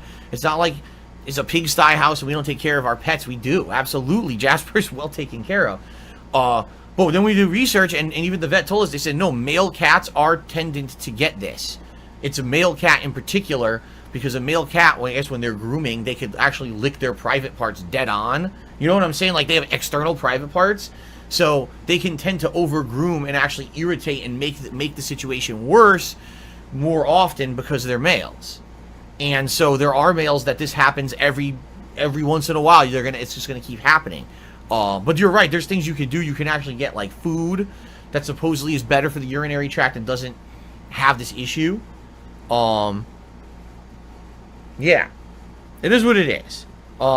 It sucks. I feel like shit. I do. Like, I'm stressed and I feel like shit. Seeing Jasper walk around the house and meowing to me because he wants help and I can't immediately do something to help him. And seeing him try to pee all over the house when he doesn't have to because he doesn't know what's going on. It's painful for a pet parent to see a pet go through something like that. At least he's not in threat of his life, thank God. But still, it's not a good time, man. And I feel terrible right now. Like, all day, I'm going to be streaming, but I'm going to... Not a good time. The piggy translation is, he's an inconvenience to me. It's not a good time for me because he's stressing me out. Just want to put that out there. Thinking about him out there. And by the way, I have to say this. He has to stay outside the office for now. Because if I open that door, he will be all over the office trying to pee on everything. And obviously we can't have that, especially, you know, he already causes mischief. Now imagine him trying to bite wires, pee, and do all this stuff. So he has to basically stay outside. And what we're doing is we're trying to close off areas of the house where we think he might try to use the bathroom in places that aren't good. Like, we closed the bathrooms off, cat's office door we closed. Basically, we're keeping the common areas of the house open, like downstairs, the upstairs bedroom. That stuff we left open for him. And obviously he has the litter box to go in. But the last thing you want to do is have everything open, and now he's going everywhere trying to pee in weird places and everything. You know, I just got to do what's best for him. So.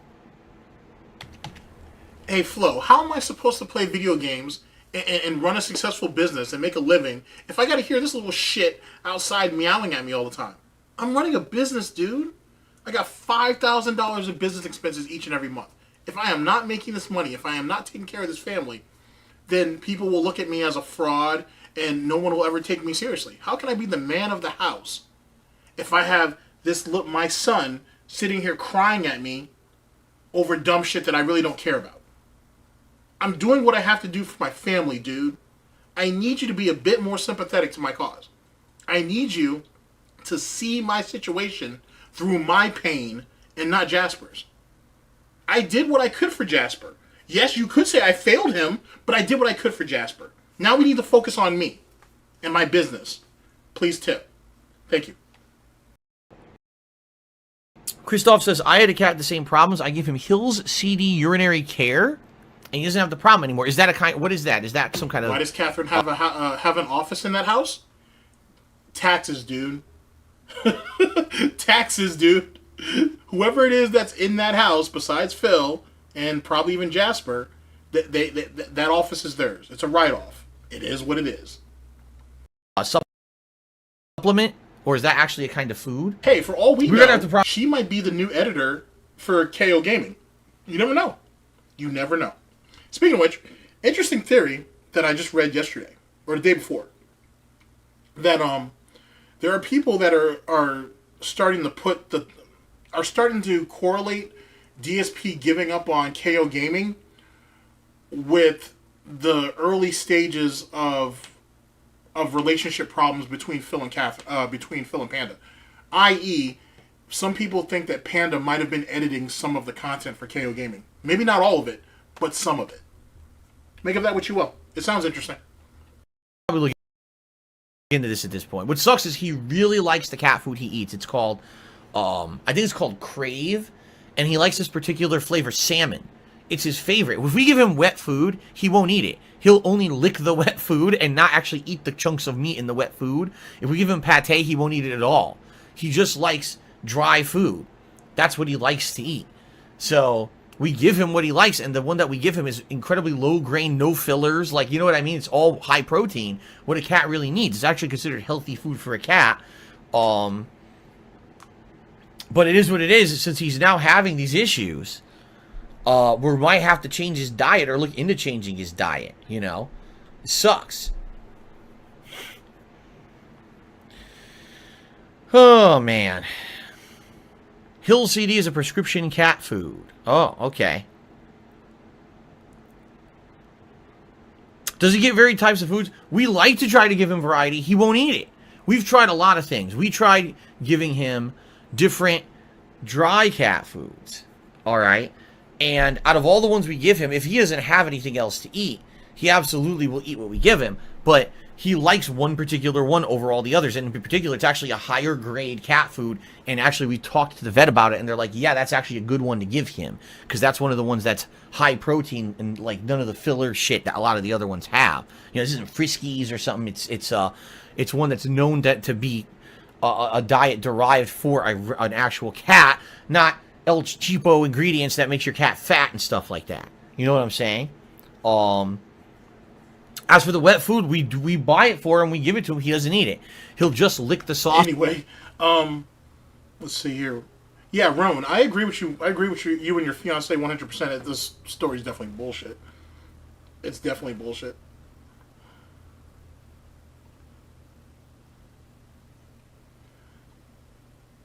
It's amazing how he got away with it. Well, he didn't really get away with it, but it's crazy how he thought he got away with it, I should say. It just doesn't make a whole lot of sense. Off of it. He will not eat the wet food. Even if we just leave wet food and no dry food, he won't eat it. He just leaves it there. So, like I said, what we do is we give him these treats that is like a mousse, a puree of ingredients. He'll eat those. He eats the treats. But he won't. But the treat, you don't want to give him a treat all the time. It's supposed to be a treat. You know, it's not supposed to be what you give him for his main food. So. So anyway, that's what's going on. It's frustrating. Okay? It is. It's very frustrating. And it's worrying. I don't like seeing Jasper in pain. In fact, what I will do is after the pre-stream ends, when I go on my break, I'm going to see if I can find him and see how he's doing. What I'm hoping is he'll just kind of pass out and zonk out and relax. Because the problem is the more he tries to pee and the more he grooms himself, the worse it gets. But he doesn't know that. He thinks, I need to go and I can't, so he's just going to keep trying, you know? Oh, we've tried all that, Mega Man. He says, are you trying just pate? Have you tried slices, chunks? We tried everything. Essentially, he will eat his dry food. He will lick sauce. So if you give him a broth, if you give him that kind of stuff, he'll lick any of the liquid in it. He will not eat the chunks. He will not eat the slices. He will not eat the pate. He's very picky about that. He, like I said, we give him all these different treats. Weren't you guys giving him his medication and pate? And why don't you just mix the wet and dry together? And yet again, what's the situation with Jasper and his water that, you know what I'm saying? Like, is he just not drinking enough water? Are you giving him water just once a day? Or whatever? I guess it depends on how much water he's drinking. I don't know. I have questions. And like, for example, you could give him those, you know, those Temptations treats, they're crunchy things with filling and stuff. Every once in a while he'll eat one, but he won't eat a lot of them. The only treat he consistently will eat is these mousse things that we give him. He's very picky. Very damn picky. Okay. So anyway, that's what's going on. So, obviously, guys, I'll keep you in the loop on how he's doing over the weekend. I know you guys care about him. You guys love Jasper. I love Jasper. You know, he's a cool part of the streams when he comes in and visits. But, sadly, he won't be able to be part of the streams this weekend. I can't have him coming in here and trying to use the bathroom all over the office and acting up because he doesn't feel good, you know. It sucks. Hopefully, you know, everything will go smoothly. Maybe he'll feel a little better over the weekend. I don't know. But hopefully things will go smoothly, and Tuesday I'll get him in there right away. Nah, Jack, don't listen to that. That GTG guy is fucking toxic. Toxic! Nah. Find somebody else. Find somebody who's wholesome and shit, and who thinks well of people and all that. That GTG fella's an asshole from what I'm told. He's toxic. So toxic. Just constantly toxic. I don't understand why he's so toxic, but he's toxic. And rather salty, too. He'll get his medicine, and he'll be on a path to recovery. Okay? Oh, I just said I'm going to check on Jasper before I start playing. That's what I just said. I said we're going to finish pre-stream, I'll go on break, and I'll check on him and see how he's doing. I appreciate that, Golden Colts. He says Jasper's in our prayers. I really appreciate that. And OIC said it too. Thank you, guys. I want him to feel better, man. Alright, so that's what's going on. It sucks ass. Let's get back to the realm of my streams and gaming stuff. Alright? The big news... Hello, Equilibrium. I've been better. My cat is not feeling good, Equilibrium. We talked about it on the pre-stream today. Jasper Kitty is sick with a urinary tract infection. He's feeling a little better. During the break, I spent some time with him. He's been laying around and kind of relaxing. He was in the window relaxing and not worrying too much about having to pee constantly, which is a good thing. Yeah, Ron, I said that yesterday, too, that if he reads the paperwork, right, first off, because he said he said that when they looked through the paperwork, it explained, like, the whole vaccination thing, right? And why he would be able to go 3 years or whatever nonsense he said. But if he had read through the rest of the documentation, it would probably explain to him why they want the blood test. And hell, and another thing I pointed out is, I think DSP has been jumping around from veterinarian to veterinarian. So the office he went to probably doesn't have Jasper on file for a blood test, which is probably one of the reasons why they were asking for one. And this dude was like $300 or $350 or whatever.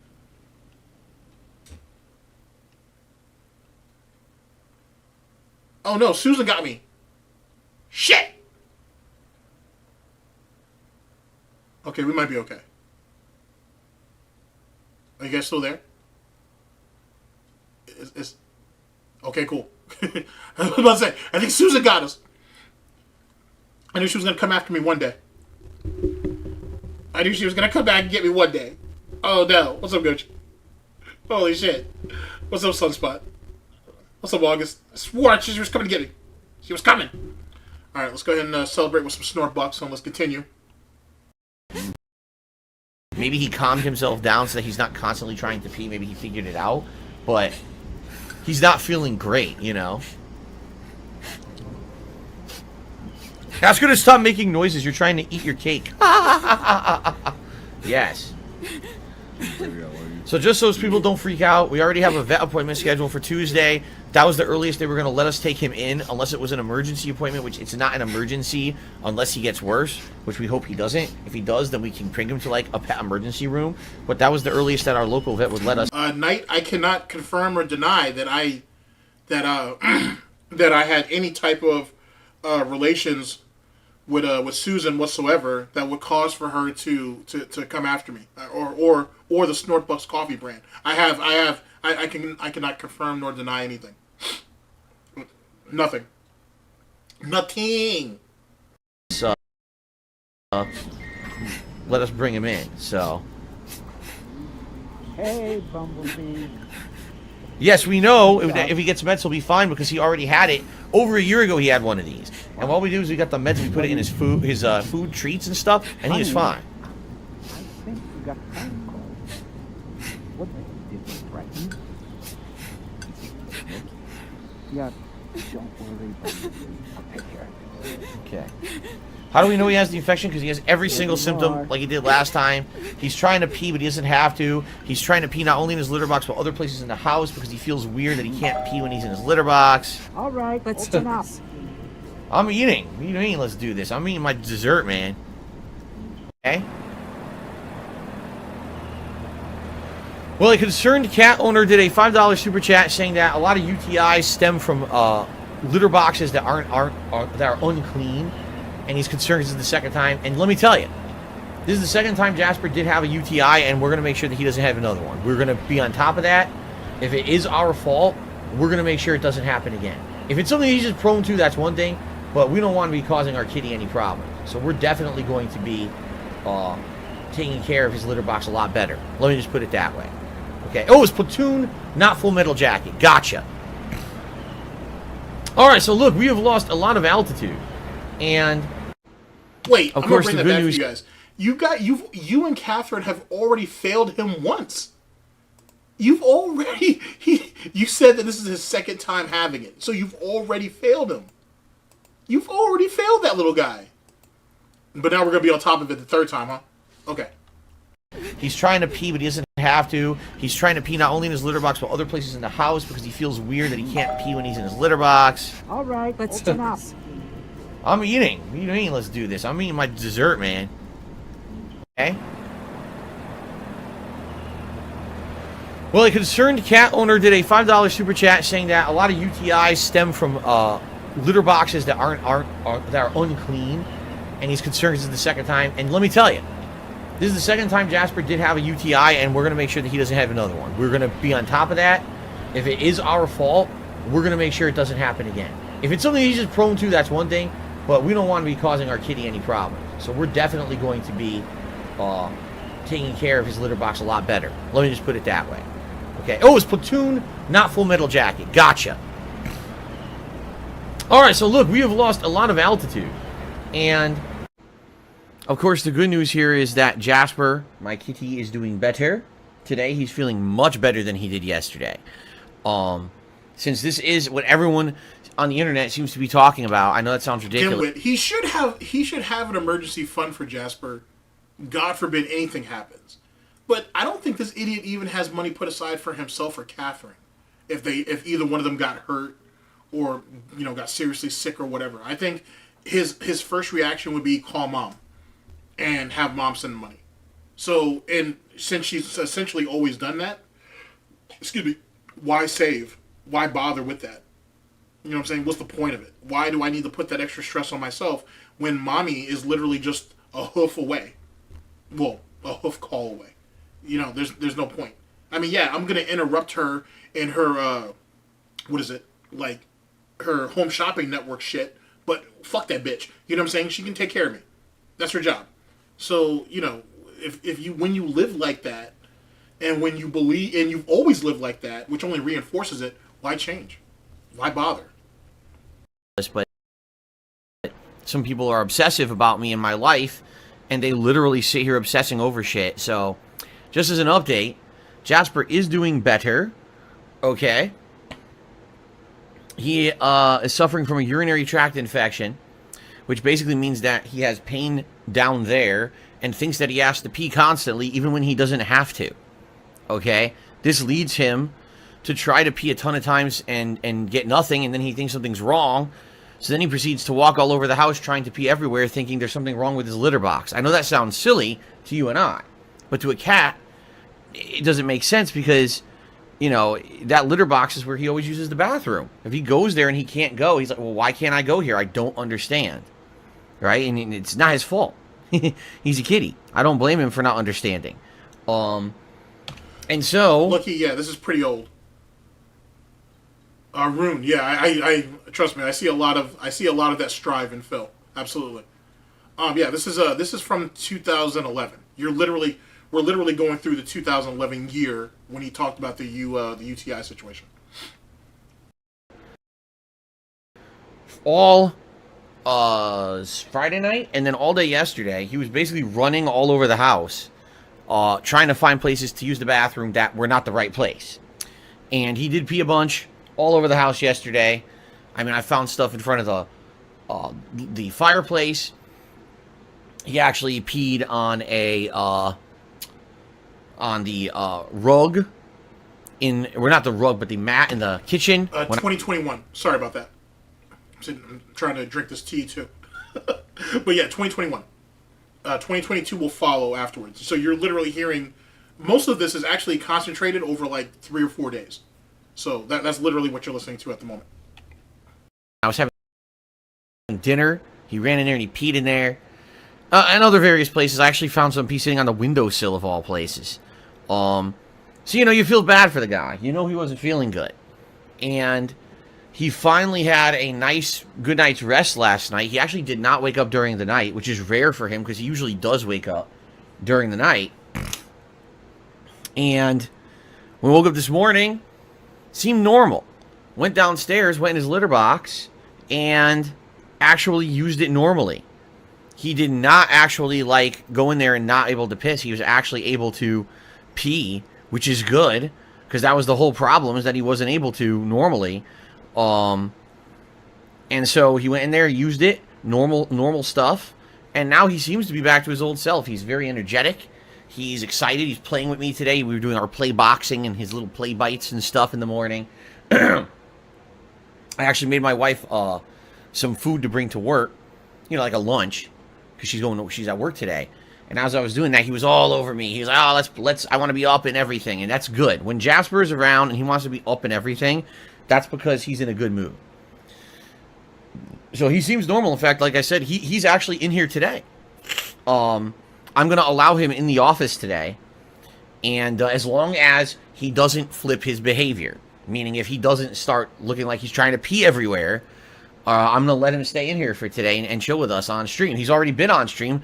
Before I started talking, I turned the camera on and I showed him to everyone. He was basically jumping on top of the chair and doing silly acrobatics and stuff like a cat tends to do, which was good. He probably just threw her, made her a couple of pre-made sandwiches, or he probably threw a couple of, lunch burritos in there or some shit. He didn't make her anything, extravagant or nothing, He probably just picked up, went ahead and thawed out some of his sauce that was in the freezer for God knows how long, and threw that on some half-cooked noodles and some burnt meatballs, something like that. It's probably nothing. If she was smart, she didn't eat it. Obviously, to see him like that, in good spirits, right?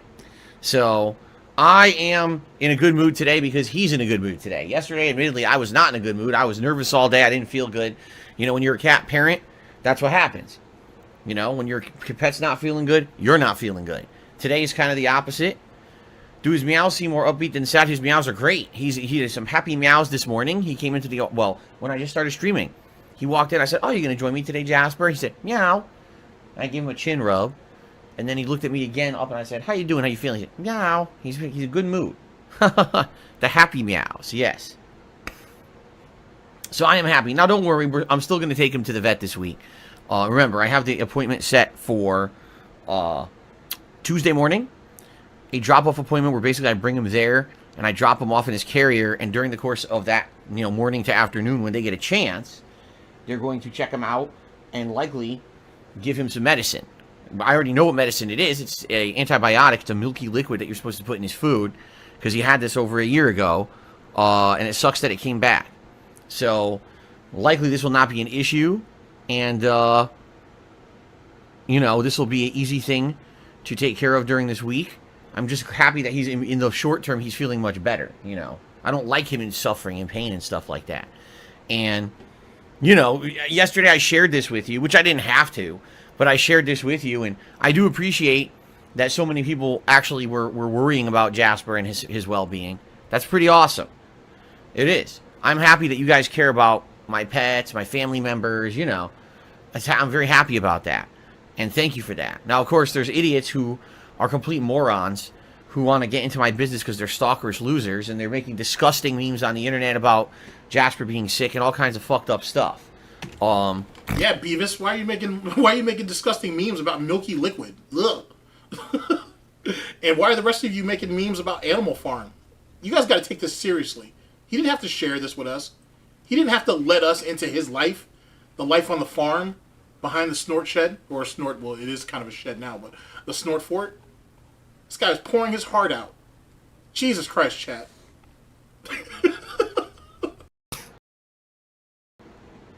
Obviously, that's not appreciated. When you have a sick pet, you care about them just like any other family member. And to be making light of the situation is pretty fucked up. You have to be pretty messed up in the head to do stuff like that. And those people are despicable, just to say the least. Okay? That's how I feel about it. But I am happy for those of you who genuinely did care about Jasper. All right? So no worries. He is feeling better today. I'm happy about this. You'll see him on stream, hopefully. He was already on stream, but maybe he'll jump on the chair some more, He'll He'll be in here as long as he wants to be. He doesn't have to be in here, but he likes usually hanging out in here when I'm streaming. And I'm still going to take him to the vet Tuesday morning to get him checked out regardless. Hopefully it's okay, we checked him out. Yeah, it looks like he has a residual UTI. We'll just give him some meds and that's that, So, good stuff. Alrighty then. Alright, guys. So, now that we got that out of the way, which I'm happy about, it's all good news, right? Welcome to the stream. Welcome to the continuation of Ghost of Tsushima. First of all, we're going to start off with a super chat from Dick Burns, who did a super chat and said, "Love Jasper." Yes, I also love Jasper. I will say this, even though some people definitely take it too far or they think that it's funny to revel in anything that makes me feel bad, which is really messed up that you would revel in my pet not feeling well because you're a scumbag. I really do appreciate those of you who have been very, very nice and caring about Jasper. A lot of people I understand. You're like, man, I really wish that, he wasn't feeling bad. And I wish that the vet service in America was different than it is, where you could just kind of walk into any vet you want. It's America's fault. But yeah, chat, we should feel ashamed of ourselves. Not because we're criticizing a piece of shit that allowed his pet to get 2 UTIs essentially within a year span, more or less. It's the fact that that DSP feels bad about it, and we're just continuing to rub salt into the wound. It's our fault that we're pointing out his failures, and he thinks people will sympathize with that. He was better off not saying anything, but we have to run a business here, and the business is based off contributions, and we need those pity bucks. But that doesn't mean any of you guys should be joking about it, though. It's not that any of you guys should be trying to criticize him either. That would be wrong. He's a grieving father right now. You know what I'm saying? He's not John Q. John Snort? He's Phil Q? Phil Q. Let's go with that for right now, until someone has something better. He's Phil Q right now. The whole U.S. medical system needs to change so he can save his son. And you guys need to understand that. You guys need to respect that. This is not a laughing matter. At all. While his wife is out working full-time and him allegedly working full-time, they're doing the best that they can. And we need to be more appreciative of that. We take that for granted. All the piggy jokes aside, all the jokes about the gout and everything else, he's really trying here. I can't say that shit with a straight face. He's really trying here. And get an appointment and not have to pay $1,000 for an emergency visit. I know. I hear you. I wish it was like that. It's basically, pet services here are almost equivalent to American healthcare for humans, meaning you can get healthcare immediately and you'll pay thousands of dollars, like no exaggeration. If I were to take him to the pet emergency room, they would probably charge me $1,000 for a routine urinary tract infection that is going to be treated with a drug that costs like $15. That's how it is here in America. It's a complete and utter ripoff. I don't like having to wait, but it is what it is. And I'm very happy to see that Jasper is much better today. My God, he's laying right next to me, relaxing. Yesterday, he was the opposite. He was feeling terrible all day, so this is really good. This is really good that it seems like he's improved overnight dramatically. So, excellent. Yeah, it is pretty wild that DSP talks as much shit as he does about a country that allows him to live the way he lives. But he doesn't want to pay for anything, though. That's the thing. He wants all the freedoms of being in this country, right, without making any of the sacrifices. Same thing with streaming and making content, if what you would call what he does is streaming and making content. He doesn't want any of the pushback. He just wants all of the advantages. And because of that is one of the reasons why, as of many, that the FGC wanted him the fuck out of there. Like, you know what I'm saying? Like, you don't get to... How do I word this? It's all about what you're doing tomorrow, not what you did yesterday. If that makes sense. Right? DSP wants to stand tall on what he did yesterday. He wants all of the praise today, and he expects all of your admiration tomorrow. And life doesn't work that way. And no community works that way. And even if you've never thought about it that way, you inherently understand what I'm saying in some degree with that. DSP don't. He did this one thing for multiple years, and because of that, and because he's still here, he should be praised and respected for it. But you never did anything, though. You're just someone who regurgitated content on fucking line year in, year out. You got paid more than you should have. The companies that employed you already have said that and certainly proved it. You're terrible to your peers. You're terrible to your own family. You were chasing around 14-year-old girls at the mall when you were in your 20s, which is already, you should get beaten down just for that, just off principle. To be honest, there's not much that's redeemable to you. You know what I mean? And then you don't want to get better. You don't want to fix it. You don't want to try to fix it. You know? Oh, I don't make racist jokes anymore. That doesn't make me racist. What? But then, whenever somebody of color shows up on the screen, oh, gotta dig our hooves into our mouth and shit, into our fucking snout, because God knows I don't want to say anything. He even said that shit in the interview with Craig and Adam. Stuttering Craig and Adam. That, you know what I'm saying? When he sees a situation like that, he immediately thinks of something fucked up, and then he has to try to scale that shit back and not say it.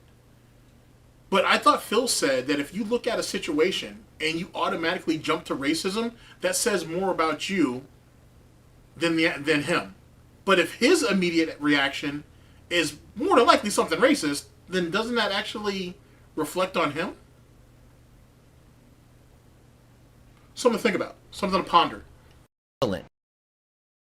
But thank you to those who genuinely care about Jasper. I mean that. Like, I can tell the difference between someone who's coming on stream chat and they're like, oh, how's Jasper? Is he doing okay? You know, I want to hear about him, versus some scumbag shithead who's out there saying disgusting things. Phil's going to kill his cat and stuff like that. Like, I just want to say something. How messed up in the head can you be to think that that is acceptable behavior? Seriously. Someone who loves their pet, like a family member, right? Doing my best to take care of him because I love him to death, right? Oh, let's make up disgusting memes that Jasper's gonna die. No, that's not a meme. That's you. You're fucked up in your head because you think that kind of shit is funny. It's not funny. It's disgusting. You're disgusting.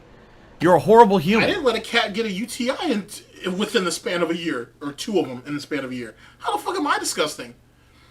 I'm not the one that has 2 litter boxes, and neither one of those bitches are clean. That ain't me. That's on you. You're the one that has Jasper running around the house, shitting in the fucking kitchen, pissing on the windowsill. Windowsill. You're the one who's doing all that bullshit. That ain't me. But we're disgusting. Gotcha. Really? You should go seek fucking help if you think that kind of shit is funny. It's not. Okay? But thank you to those who genuinely care about Jasper. I really appreciate that. I do. That's really nice of you. Okay. Alright, I'm just gonna ban this. We got 0 tips, by the way. I just wanted to point that out. Not that I'm petty or anything. I'm kind of petty, but not that I'm petty. But you know, we're 0 out of $150. So I just want to make sure we're all on the same page with that. Seriously. Anyone who's gonna come in here and act like they know better about Jasper, you could just get banned. I don't care. I'm not even gonna give you a chance. I'm done with it. These fucking idiots go, oh, you're a terrible pet parent because you didn't take Jasper to the emergency. Go fuck yourself. No, really, I mean this. Go fuck yourself. You're a moron. Okay? Fuck off. Alright, so let's continue. And thank you to Tony XP. And he did a super chat asking about, does Jasper have litter boxes everywhere where he stays? Yes, he does. Jasper has multiple litter boxes in the house.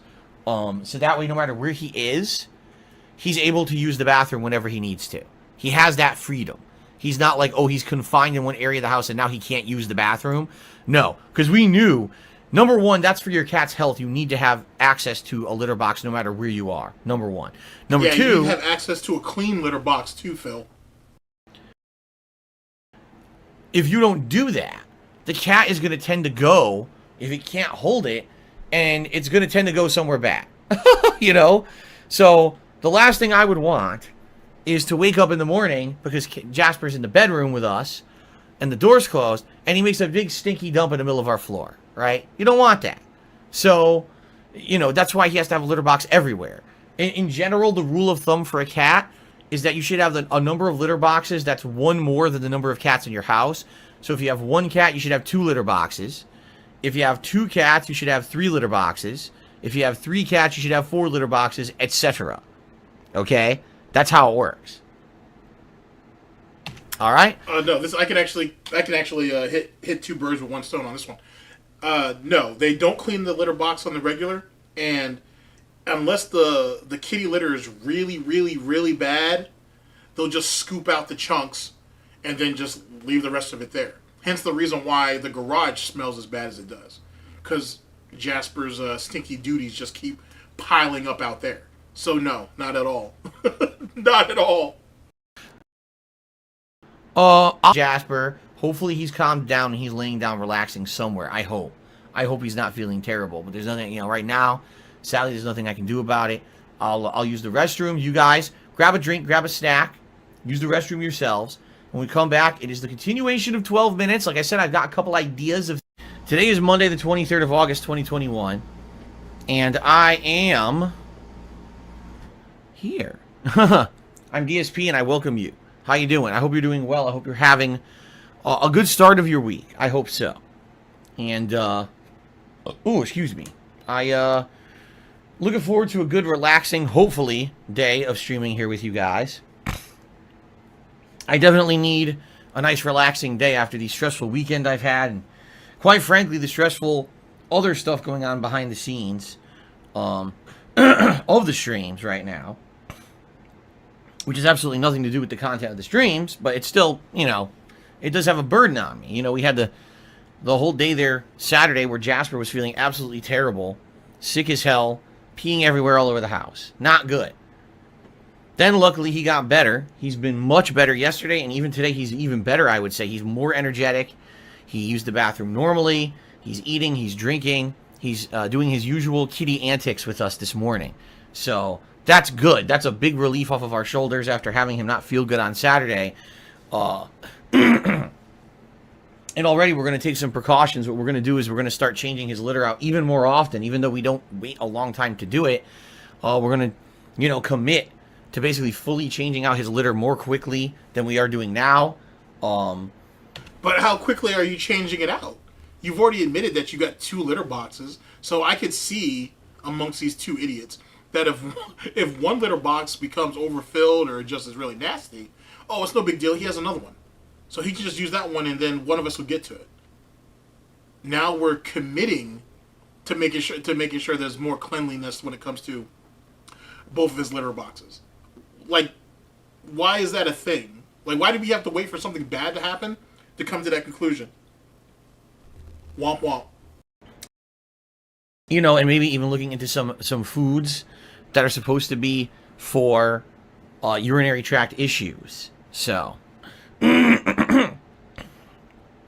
excuse me. So we had all that going on over the weekend, you know? And it's stressful when you have a family member, a pet, who's sick, and you can't really do much for them in the immediate short term. But thank goodness that he's you know, feeling better now, right? Oh yeah, we always get the dust-free litter barrel shroud. We don't buy the cheap stuff, trust me. We never go and buy the low-grade cheap stuff. We're getting the at least mid-grade to better stuff when we get stuff for Jasper Kitty. We don't want it. As I said, food too is the food that excuse me, the food that's incredibly high protein, low, you know, almost no fillers at all. You know, it's made, and we talked to the vet about it, and they said, yes, that's a good food to give him. So there you go.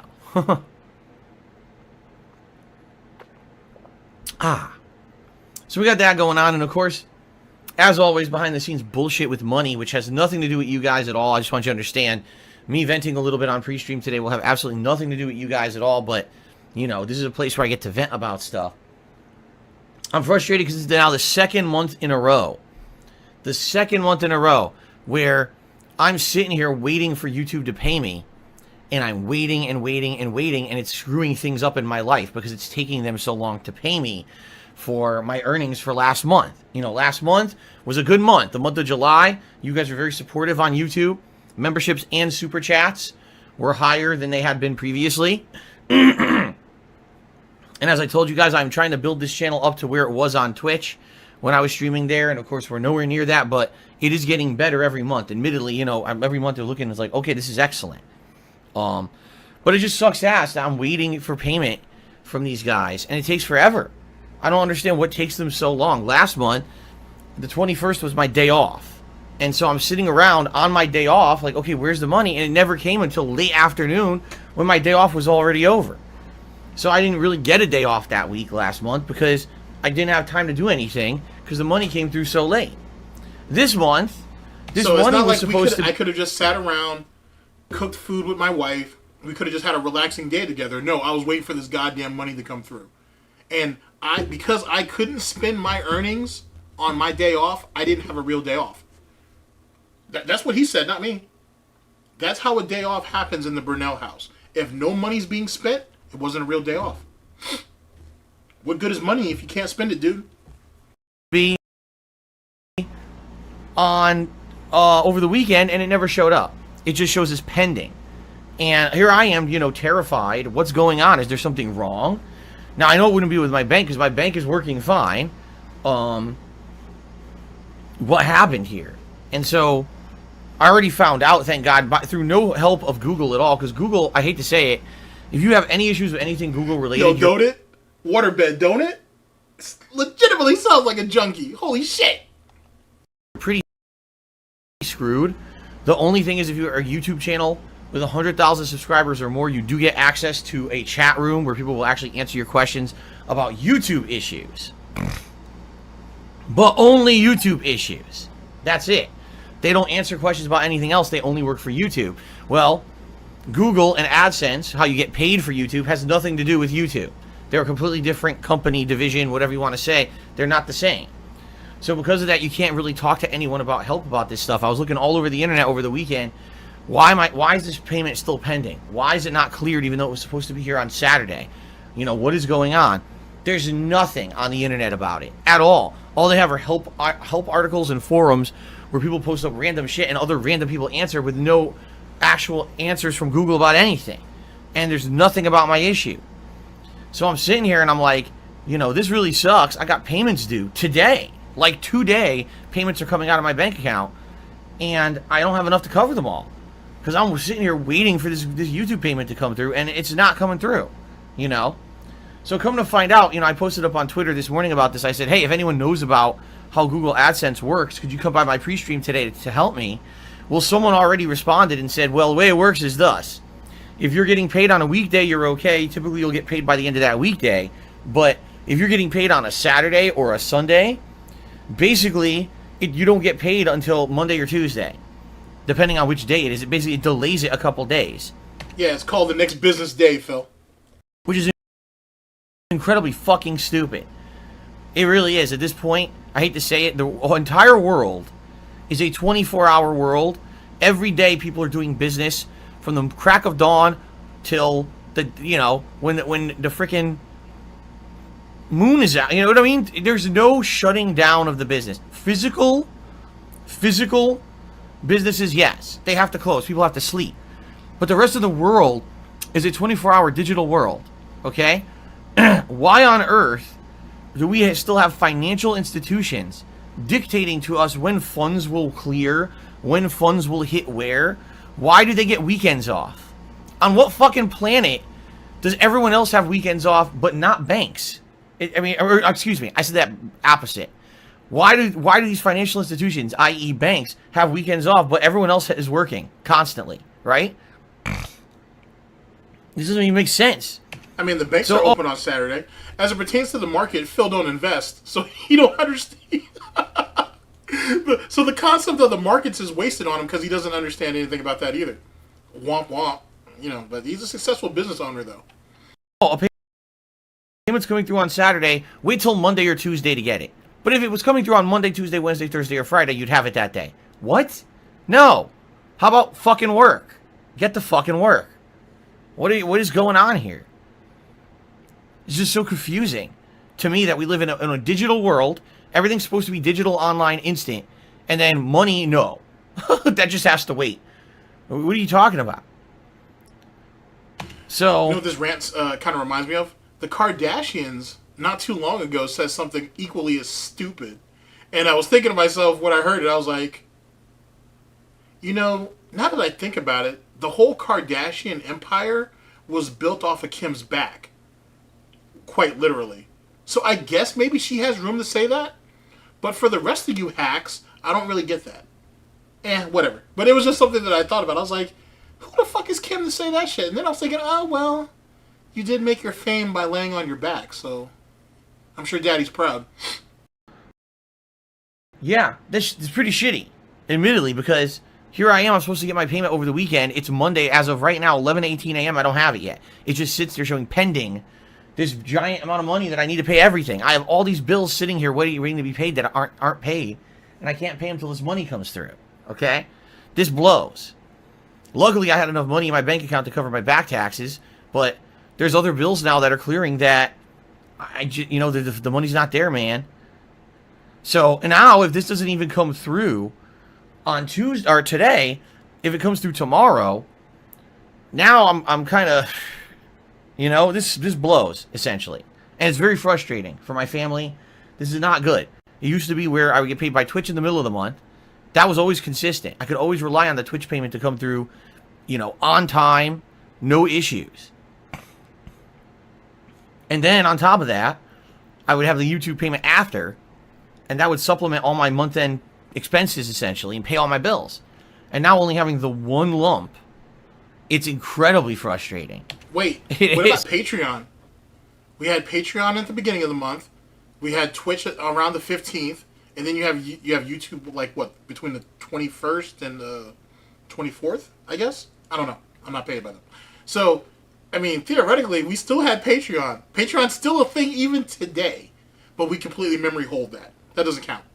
It's not used for any big bills, because there's not enough money in there. So, womp womp. That sucks. It's incredibly frustrating.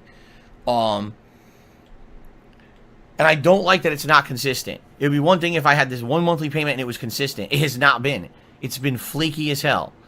So there's a chance that later today in the afternoon I may get a payment from Google. Great. Then everything can be paid and tomorrow I'll feel good. There's a chance that I'll get nothing. In which case now I got to hope all day tomorrow that the payment comes through. And, thank God I saved tips over this weekend. And I have them for tomorrow for my day off to pay for groceries, the vet visit, things that I need to do during the day, essentials. Thank God I saved that money, and didn't end up going and paying another bill or whatever. You know what I'm saying? Like, No. It's a good thing you saved that money. What were you going to spend with that? Was there a special event that weekend and you were thinking about participating? I'm going to need you to bring that back. I need to hear that. You get a payment from Google? Great. Then everything can be paid and tomorrow I'll feel good. There's a chance that I'll get nothing. In which case now I got to hope all day tomorrow that the payment comes through. And, thank God I saved tips over this weekend.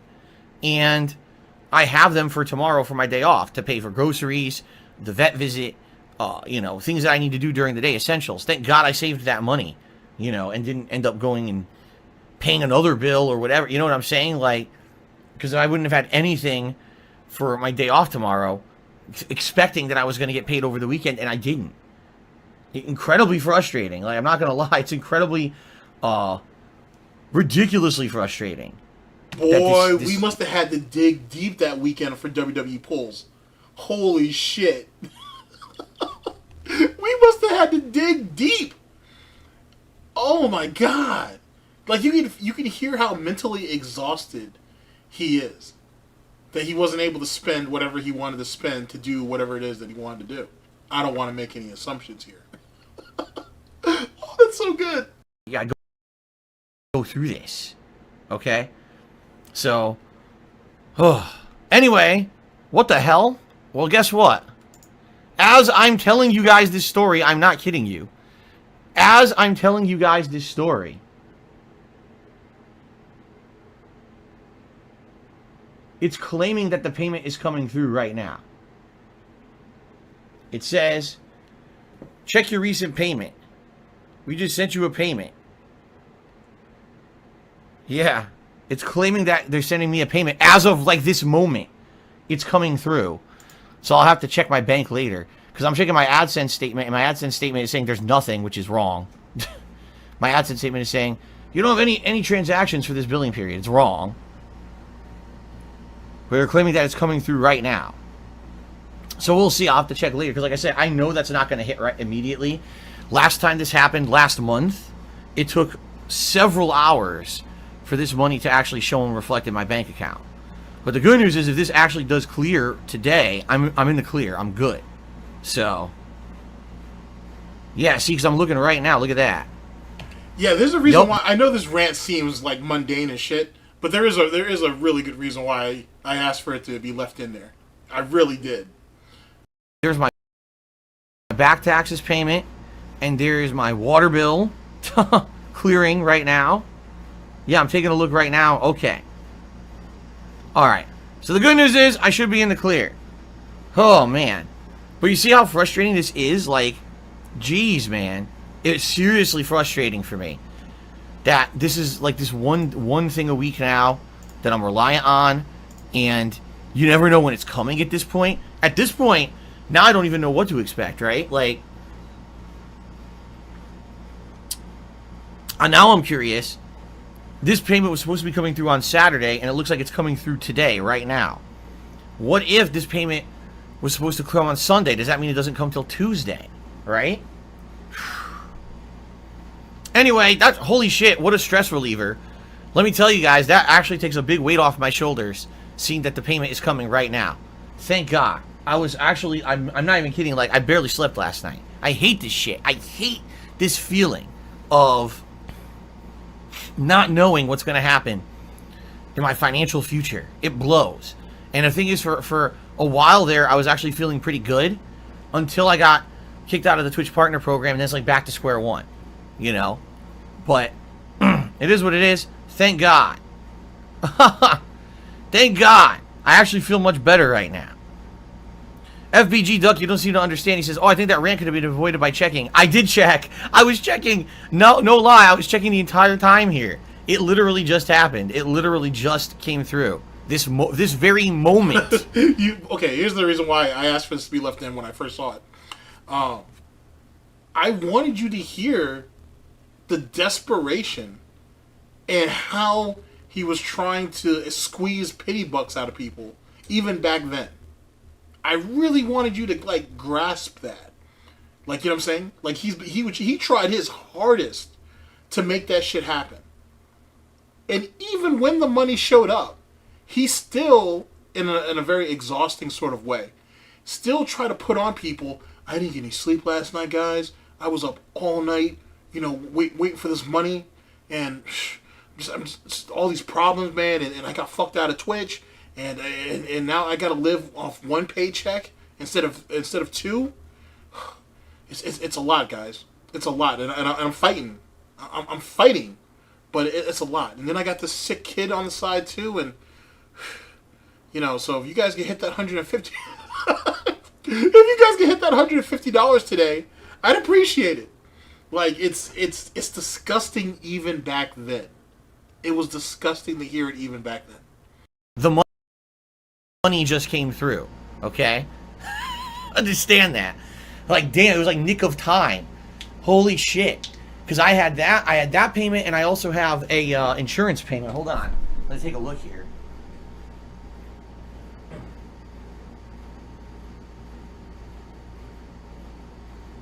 Yeah, look at that. There it is. I got another payment too. Look at that. I got 3 payments coming through. Yeah. Yeah, I actually got 3 payments coming out today. All on top of it. You know, I got one of my utilities, my water and gas bill, I think it is. No, actually, it's just the water bill, I think. And then I've got the my cell phone payment. Did you just look? And why did you have to get up and go to your main PC to see when you owed? What did you owe money to, and when it was going to come out? Shouldn't that have all been there? Isn't that what you stayed up all night the night before worrying about? Oh, they must have had some type of crazy event later that week. It had to be. It had to be. And then I've got the house insurance, a homeowner's insurance payment. No, I didn't see that. Or, I didn't hear that Cyrax... Damn, Cyrax put hands back on Sally again? Or at least they think that he did. No, I haven't seen that yet. I'll try to catch up on that over the weekend, but that's another goblin in itself. That guy's a fucking ghoul. He's a fucking ghoul. For anybody to have been able to push him out scares the shit out of me. Holy fuck. Is it homeowner's insurance? Actually, no. This is my car insurance. Yeah, I have 3 payments plus the back taxes all coming out today. So if this money wasn't coming today, I was pretty screwed. I was going to get like overdrafts and all kinds of crap. So, no worries. I'll take a look at it. We'll see what's up because I need to go back over there and see what's going on with Cyrax and whatnot. As of late, to be honest, watching Foodie Beauty freak the fuck out has been hilarious. It has been fucking hilarious. It's amazing. And in the King Cobra documentary, I haven't watched it yet, but I'm going to. But I've been like reading the responses and shit. Yeah, there's a lot of people who didn't like it and whatnot. But to be honest, a lot of people kind of were like, hey, this is probably the best. This is probably the best depiction, or the most accurate depiction of King Cobra as of late.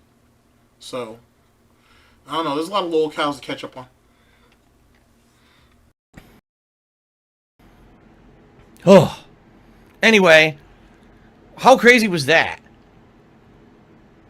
How crazy was that? That I just I'm talking about it on my pre-stream and then it actually resolves itself, right? I guess sometimes things just work out. Thank God. Thank fucking God they do, because man, I was fucking nervous. So anyway, guys, that's a big sigh of relief for now. Anyway, now I can actually pay all the stuff that I've been waiting to pay that I haven't been able to pay. And don't have to worry so much about it. So thank God. Good stuff. Okay. Is it worth sitting through 2.5 hours of it? I think it's like 2.5 hours. The Cobra interview. I know it's definitely over 2 hours. Like I said, we'll play in the background. We'll see what's what. But I heard he was like nodding off throughout the fucking interview and shit.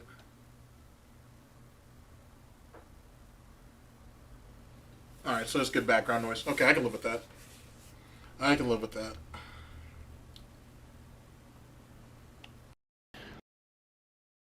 Well, now we can get that out of the way and we can talk about good stuff, guys. We can talk about good stuff. Alright, what are we going to talk about? We're going to talk about Afghanistan. No, we're not. Absolutely not. We're not talking about that. Hell no, we're not talking about that. You guys know I'm not a political guy. I'm not going to make a gameplay stream about politics. I'm definitely not talking about that. That would upset a lot of people, probably including me. Okay, so no, we're not doing that. Okay, now, let's talk about what we're doing today, because this is pretty important, guys. No Carl to the $1.50, and he says, I love your content. If I can voice a criticism, you seem too prepared and read up about casual games these days. I used to love your honest, impromptu, rage-filled reactions. I wish you did more spontaneous gameplay. When on earth did I ever do spontaneous gameplay in the past? When did I ever just say, oh, I'm just going to play a random game out of nowhere that I've never heard of? I don't even know what you're talking about. I've always had to weigh and balance games for my streams and my YouTube content as well. And back in the day, I used to play way less games, actually. Way less adventurous. I used to basically just play every major AAA release, and people got angry at that. So then I started playing a different variety of stuff. So I actually don't know where you're coming from with this. I'm sure if you have a more elaboration, if you could give a better example, like a further example of this, I would love to hear it. I just don't understand what you're saying. Like, I played bigger variety today than ever before.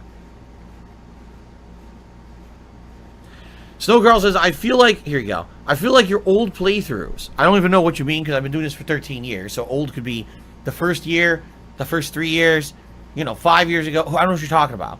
But he says, I feel like your old playthroughs were more about jokes and fucking around and drinking and laughing and stuff is what I meant.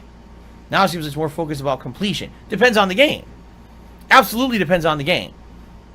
Back in the day, I used to flub about and basically not try. In a lot of cases, I would just fuck about. I mean, that was my personality 10 plus years ago, was no care Phil. Just boot up the game, fuck around, make fun of the game, make fun of the game developer, all that.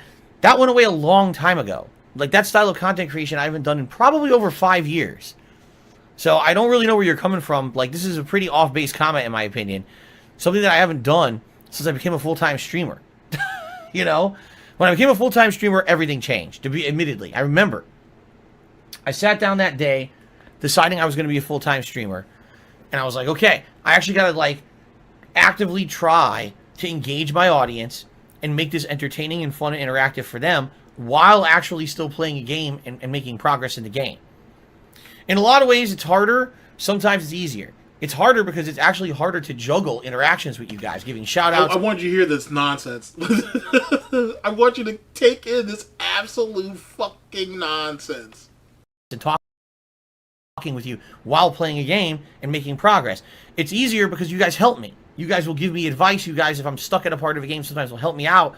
So that way I can pass on something that maybe I would have gotten stuck on otherwise if it was just me playing it by myself. You see what I'm saying? There you go. Snow Carl says, for instance, when it comes to Fallout, it'd be fun to play the game and joke about, fuck up and make wrong choices rather than aiming for a perfect save. I'm not doing a perfect save. I don't even know what you're talking about. First of all, I'm playing on the hardest difficulty possible. All right? I'm literally suffering in certain areas of the game where I'm taking monster damage. I've had an imperfect build the entire game. The explosives build proved to be one of the worst builds I've ever done in the history of my Fallout gameplay. But I kept it. I didn't go back and respec, right? So again, Snow Carl, I hate to say it, I think you're just being very nitpicky today. I'm being honest. I think you're just being like really nitpicky about stuff that's seriously not an issue and or people aren't complaining about besides you. Even no one in the stream chat is agreeing with you, by the way. Big Old Bean says, in your old content, you were acting wacky and zany and filled dead air in the game. Now it's filled with viewer interactions. That's correct. In the old style content that I used to do, again, before I was an interactive streamer, it was just me and the game. Yes, sometimes I had a viewing audience, sometimes I didn't, but it was literally me and the game paying no attention to my audience at all. None. Zero. Okay? Now, because of that, back then I had way more commentary. I was blabbing. I don't know actually what happened to Snow Carl. He kind of just jumps in and out whenever he feels. I can't even really remember the last time I've heard of him. I want to say he's been around at least this year, but I can't think of when the last time.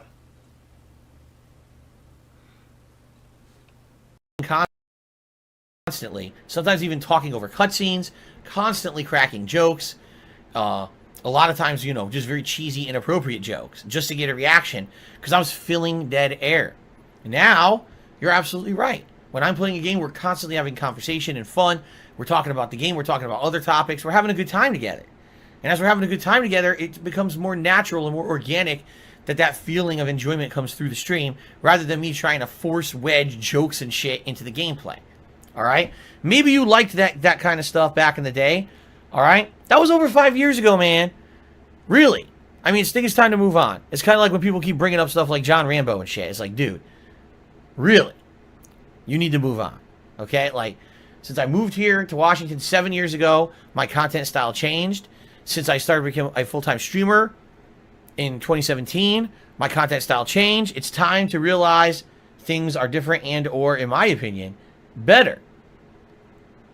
Okay? I Heart Dart says, I give credit to Snow Carl, who was respectful, and he gave you his honest opinion, even though he's completely wrong. I don't think he's wrong. Listen, you can't say someone's opinion like that is wrong. We gotta backtrack a second here. All right? What Snow Carl said is not wrong. It's his feelings. And it's okay to express your feeling. I mean, sadly, not everyone is going to agree with you, and of course... Asian GTG is doing alright. He actually, as most people probably know, he has a Twitch channel that he's been, like, really focusing on. He's been doing really well. It's, like, over 1,000 followers. Got featured on the Twitch front page a couple times this week alone, to be honest with you. And Dude's just chilling. I haven't figured out anything that I like. You gotta be careful because he's sensitive to gout. He's really sensitive to gout, so you can't just bring him in because he'll break out. So I gotta pick and choose my spots, to be honest with you. But I'm sure if the next like large saga that may come up, especially once now that we have the main channel back, he may be in something soon. We'll see. But other than that, he's chilling. He's on Twitch streaming. His 3 YouTube channels are doing really well. Dude's just hanging out. You're not always going to get maybe satisfaction. I mean, he's basically saying go back to the content style you used to do over 5 years ago. No, I'm not going to do that. I've advanced, I've matured, I've changed for the better. My viewing audience has outright told me that, or else I wouldn't still be here if that were the case. I would have become a dinosaur that no one cared about, and I would have faded into obscurity. And thankfully, that hasn't happened, right? Because I did evolve and change. So, get that. I'm not angry or anything at Snowcarl. I'm happy that he expresses his opinions. I just don't have to agree with them. Okay? But he's very welcome to express them, and he does do so in a very respectful manner. So. Wait, another thing about it. Didn't DSP say the other day, excuse me, didn't DSP say the other day that he has an opinion and you should not only respect it, but you should take it as the truth? Like everything that he says, you should just take it as the gospel. And people clowned on him and he got really mad at the chat for that shit. He's saying that, my opinions have value. I do know what I'm talking about. You should just believe me. He did say something on... Yeah, he did, right? Like, he just said something about that recently. I'm going to go over that video. Not today, though, but... Excuse me. We'll go over that video. I thought that was bullshit. You got someone who's a chronic liar who's going to sit there and tell you, believe everything that I tell you. Believe everything that I say. Fucking madness. Jones J says, are you more proud of the content and the way your streams are going? Weren't you in a better place 5 years ago? No. Absolutely not. 5 years ago, if you actually do the math, 5 years ago, I was in a 1 year of my YouTube channel crashing hugely because of the trolling, forcing me to remove all those videos. My YouTube channel had just been removed from YouTube search rankings, which screwed everything up. So DSPGaming was in a downward spiral, and there's nothing I could do about it at all that time. I had split my content into 3 channels, DSPGaming for gameplay, the King of Hate Vlogs for vlogging, and then the KO Gaming channel for edited style content. 2016 was the year where I put insane amounts of effort into doing edited content. If you remember, a lot of the times I was only doing 1 stream a day. And then the second half of the day I was editing, voiceover editing, trying to put out these videos for KO Gaming. And it worked. It did work. The channel blew up. I had all kinds of stuff that happened positive on KO Gaming. I had videos going viral on YouTube, getting 1 million views. My reviews were getting hundreds of thousands of views, if not more. And I was actually making good money on the channel. Everything was pretty... If DSP can get someone to edit content consistently on KO Gaming, yeah, he's going to push it. He's going to push it. Because he has someone already making shorts for him. I don't know if they're any good or not. And then he had someone who was editing down content like the John and Howard response, as well as a couple other things. If he can get them to do it consistently, like it's community service or some shit, then yeah, I could see him trying to, I don't know if I could say rebrand, because I don't know what KO game was really branded as. But I would definitely see him trying to resurrect it if he could. Maybe. Good. And then YouTube screwed me over completely by initializing their new demonetization system, which somehow automatically demonetized. I didn't say he was going to edit anything. I said he was going to get one of the pay pigs to probably do it. He's definitely not going to edit anything at all. At all. I mean, this is the same guy who keeps telling us, I don't have any editing software. I don't have any money for it. Even though the only thing he really used Premiere for was the character crawl, or what do they call it? The contribution or contributor supporter crawl at the end of some of his videos. You can do that in OBS. I've done it in OBS, so I know you can do it. So he was wasting his money on that anyway. But he's not going to edit anything. He's going to have someone else do it. Will it be any good is the real question. And that's the reason why he keeps putting out the feelers for the older content to see if anybody be willing. He's going to put it up on the channel, and then he's going to see if anybody's going to be willing to edit it down for him. And we'll see. The channel. I don't know how, because there was absolutely nothing on that channel worthy of being demonetized. It was one of the most professional things I've ever done. Little to no swearing. Everything done at a high caliber. So I don't even know what happened there, but in reality, 26 back for you. This is him describing KO Gaming and said how it shouldn't have been demonetized. I thought he said it was blacklisted. Now it was just demonetized? Which one was it? Editing, voiceover editing, trying to put out these videos for KO Gaming. And it worked. It did work. The channel blew up. I had all kinds of stuff that happened positive on KO Gaming. I had videos going viral on YouTube, getting 1 million views. My reviews were getting hundreds of thousands of views, if not more. And I was actually making good money on the channel. Everything was pretty good. And then YouTube screwed me over completely by initializing their new demonetization system, which somehow automatically demonetized the channel. I don't know how, because there was absolutely nothing on that channel worthy of being demonetized. It was one of the most professional things I've ever done. Little to no swearing. Everything done at a high caliber. So I don't even know what happened there, but in reality, 2016 and then the first half of 2017 were probably my lowest of lows. At that time... Now, real quick before he gets into his pity party, he said he's telling you right here that he thinks that it might have been, or he thinks it could have been demonetized if there was excessive profanity or whatever. But he's telling you that didn't happen. He had very little to no swearing whatsoever. Well, off of that logic, why didn't DSPGaming get demonetized then? Why didn't King of Hate Vlogs get demonetized? He was cursing up a storm on both of those channels and nothing happened to them. Only KO Gaming.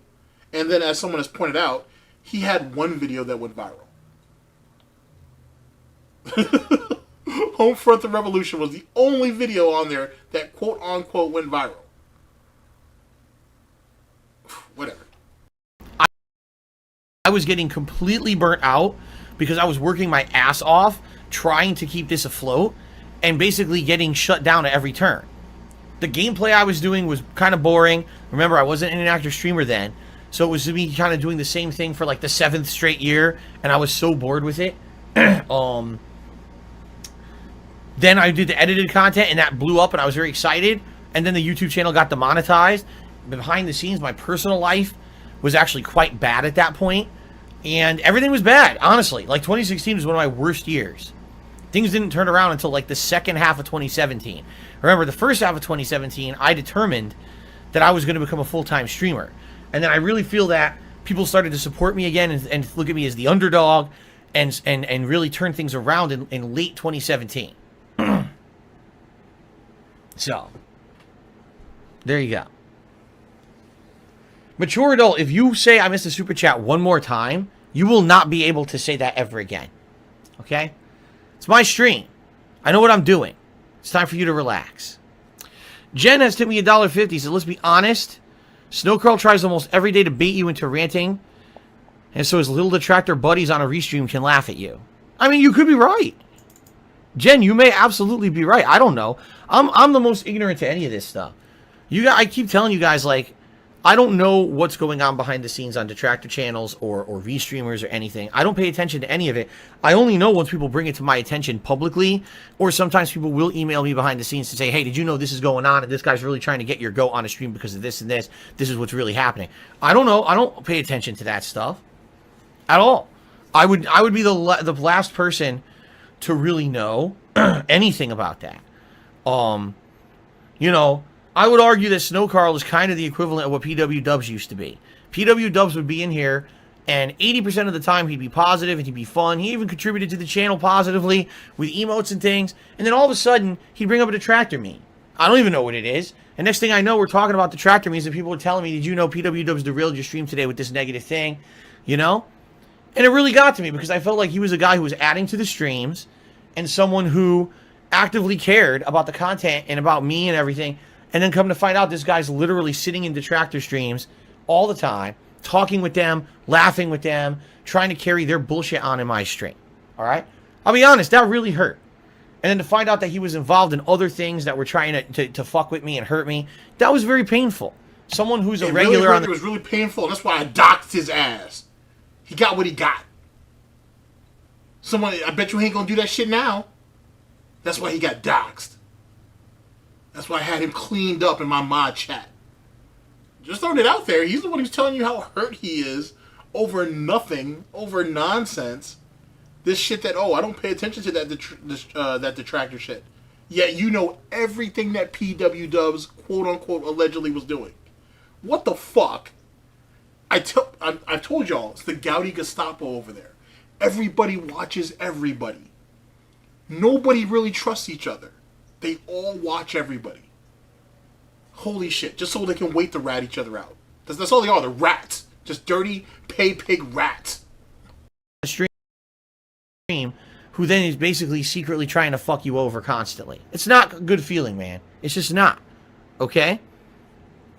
So, that being said, I don't know what Snow Carl is saying here. Like, I feel sometimes maybe Snow Carl is genuinely talking from his heart, and other times maybe he is reiterating something that was just said on a detractor stream. I have no idea. The way I see it is if we stay confined to my stream, okay, if we're not paying attention to that shit outside of the streams, right? Why would it matter and who would give two fucks? Right? That's true. If we're just gonna be here and chill on my stream today and have a good time. I'm telling you, dude. Green Lobster. He already has people who watch detractors and shit. You know what I'm saying? And whatnot, and who even probably engage with them, or I should say, or mingle with them is what I was gonna say. He's been doing that for a while. That's how he gets his information. And then he watches the shit too. It's no different than at the end of 2017 when he wanted whoever that was to go through and find videos and report on them, and report back to him so he could report it to YouTube. The shit hasn't changed. It's just most of those videos just don't get taken down. That's why him showing his flagging history was fucking stupid. He should have never done that. He should have never done that. But like Monday Matt, he thought he could explain it away. He thought he could reason it or whatever and shit. And now he's got even more problems than he did before he did it. So, it's nothing new. Right? So who cares if it's a stupid meme or whatever? You know what I'm saying? Like, all that crap. Who cares? It's all white noise, man. Ignore all the white noise of the world. Focus in on what you like. Focus in on what brings you enjoyment and entertainment. You know, a lot of people will come to this stream today because they want to unplug from the stresses of what's going on in their life right now. They don't want to hear about world news. They don't want to hear about all this shit. They just want to enjoy some Fallout. And I'm here for you, man. That's what I'm doing, man. That's what I do my streams, okay? I don't know about any other crap that's going on. I don't care. I don't want to be involved in it at all. I hate when I get dragged into their bullshit. I don't give a fuck. All right? So very well, this could be true about Snow Carl. Maybe not. I don't know. I'm not going to make accusations. I don't know anything about it. It's funny because, like I said, sometimes people will contact me behind the scenes and say, look at this. Here's all this evidence. I'm like, wow. Conspiracy theory, you know, out the wazoo. It's ridiculous.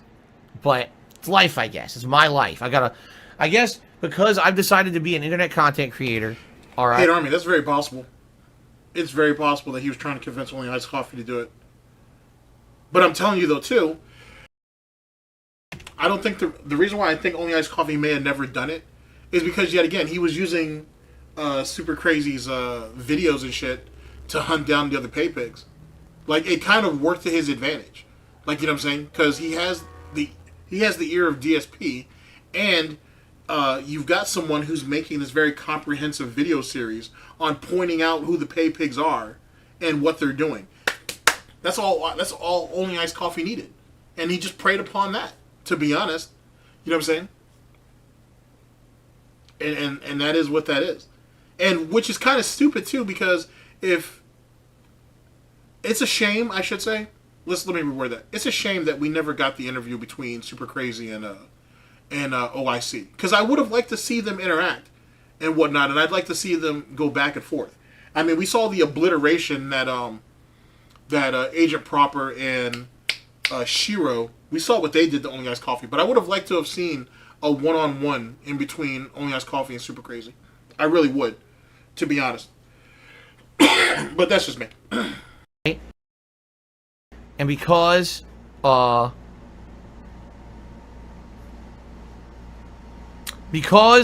my persona is public, right? Sadly, I have to be in a situation where, like, drama is constantly about. Drama is all around me. Even if I'm not in the drama, people want to pull me into it. They want to make drama around me, even though I don't care about it. So, listen. I don't know. You could be right, you could be wrong. I don't want to make a judgment against someone on a stream. Unless someone could be like, oh, by the way, Snow Carl is constantly in a detractor stream, talking with them, joking about how he's going to derail your stream with this topic and that topic today, and they're all going to laugh. DSP loves the theory craft as much as anybody, which is kind of weird when you think about it, but it's a thing. Like, let me give you an example of something recent. When the whole situation was going on with Miller and all that entails, DSP, you remember when DSP was on his stream being like, oh, I don't know who's going after these detractors. I don't know who's going after what. Maybe it was some failed detractor who got shunned by the community or whatever, and maybe he's the one that's running around falsely striking people's channels. I don't know. I have no clue. But, you know, maybe that's what that is. Maybe it was a disgruntled detractor who was going around going after people. I couldn't say. When DSP said that bullshit, I was like, all right, you full of shit. I know what you're doing. I get it. I get what you're trying to do, but that was bullshit. Such bullshit. But that was him trying to capitalize on a situation. It wasn't a good situation to try to capitalize on, but whatever. No one ever accused Phil of being smart. You. Then I'd be like, all right. And you know what? I hate to say it. I'm so jaded at this point, because this has happened so many times over the years, that I would not be shocked if that were to be the case. I would actually be like, this sucks. I'm sad about it, but I can't control it anymore. I realize that now. I realize that it's not my fault when that kind of shit happens, that I shouldn't blame myself, because these people get so caught up in internet horseshit that, you know, even if I'm ignoring it, it seems to still happen around me. And there's really nothing I can do about it, right? So, it is what it is. Okay. Carl took me $1.50 and says, sometimes I say things that could be construed as negative or offensive. 99% of the time, That's actually very true. He has banned Snow Carl multiple times, but he's the same thing with, is it Jake Likes Cats? I don't even know if he's even around anymore. But he used to get banned and unbanned all the time. And truth be told, for a while, Snow Carl, no one really wanted to touch him because, like, everybody liked him. You know what I'm saying? So, like, Phil was kind of scared to really, like, I wouldn't say scared. He was apprehensive of trying to go after Snow Carl sometimes because he knew, like, all the mods liked him and people in the chat liked him. So, and Phil gets into those type of situations. It's kind of weird. Even though, I will say this, after all these years, I'm surprised we never saw the rise of, like, another, what's my man's name? Brightside Viking. Or Vidal.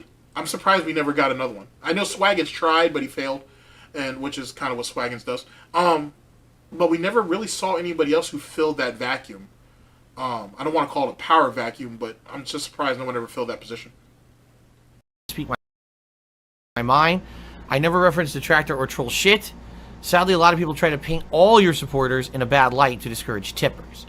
We all know that people try to discourage tippers. Let's be honest here. That's something that's been very, very apparent and prominent in this last year, is that the people who don't like me on the internet really are upset that they have tried every fucking avenue to stop me from being successful, and they can't do it. They've tried everything. They've tried everything against me. So now, okay, we can't get Phil. Let's see, Dawson. What do I think it would take to actually take Phil out? Like, out the game completely? Okay. You got two ways of doing it. Either A, and this is, keep in mind, both of them are kind of unrealistic. But if you're serious about it, it's kind of the only way that the game stops. If you really want to do end game shit. One, the detractors just stop. Literally everybody stops. And you let him die out. And it's just going to be a slow and agonizing death. Because if he has no enemies, if he has no one to blame anything on, you know what I'm saying? Then he can't do anything. All he can do is just blame other people, like other, other YouTubers or other streamers or whatever, and none of them care about that. Because there's no real name to it. You blaming Ninja and you blaming Tevin are two separate things. Which one's going to carry more weight? So literally every detractor would have to stop and starve him out. Which, like I said, it's not going to happen. And the second thing, to be honest, is DSP stops himself. He either gets sick or he gets so fucking wasted that he just can't come back from it. So it literally is like a physical type of manifestation.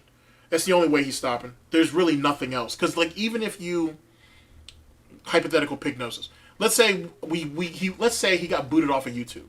He runs back to Twitch.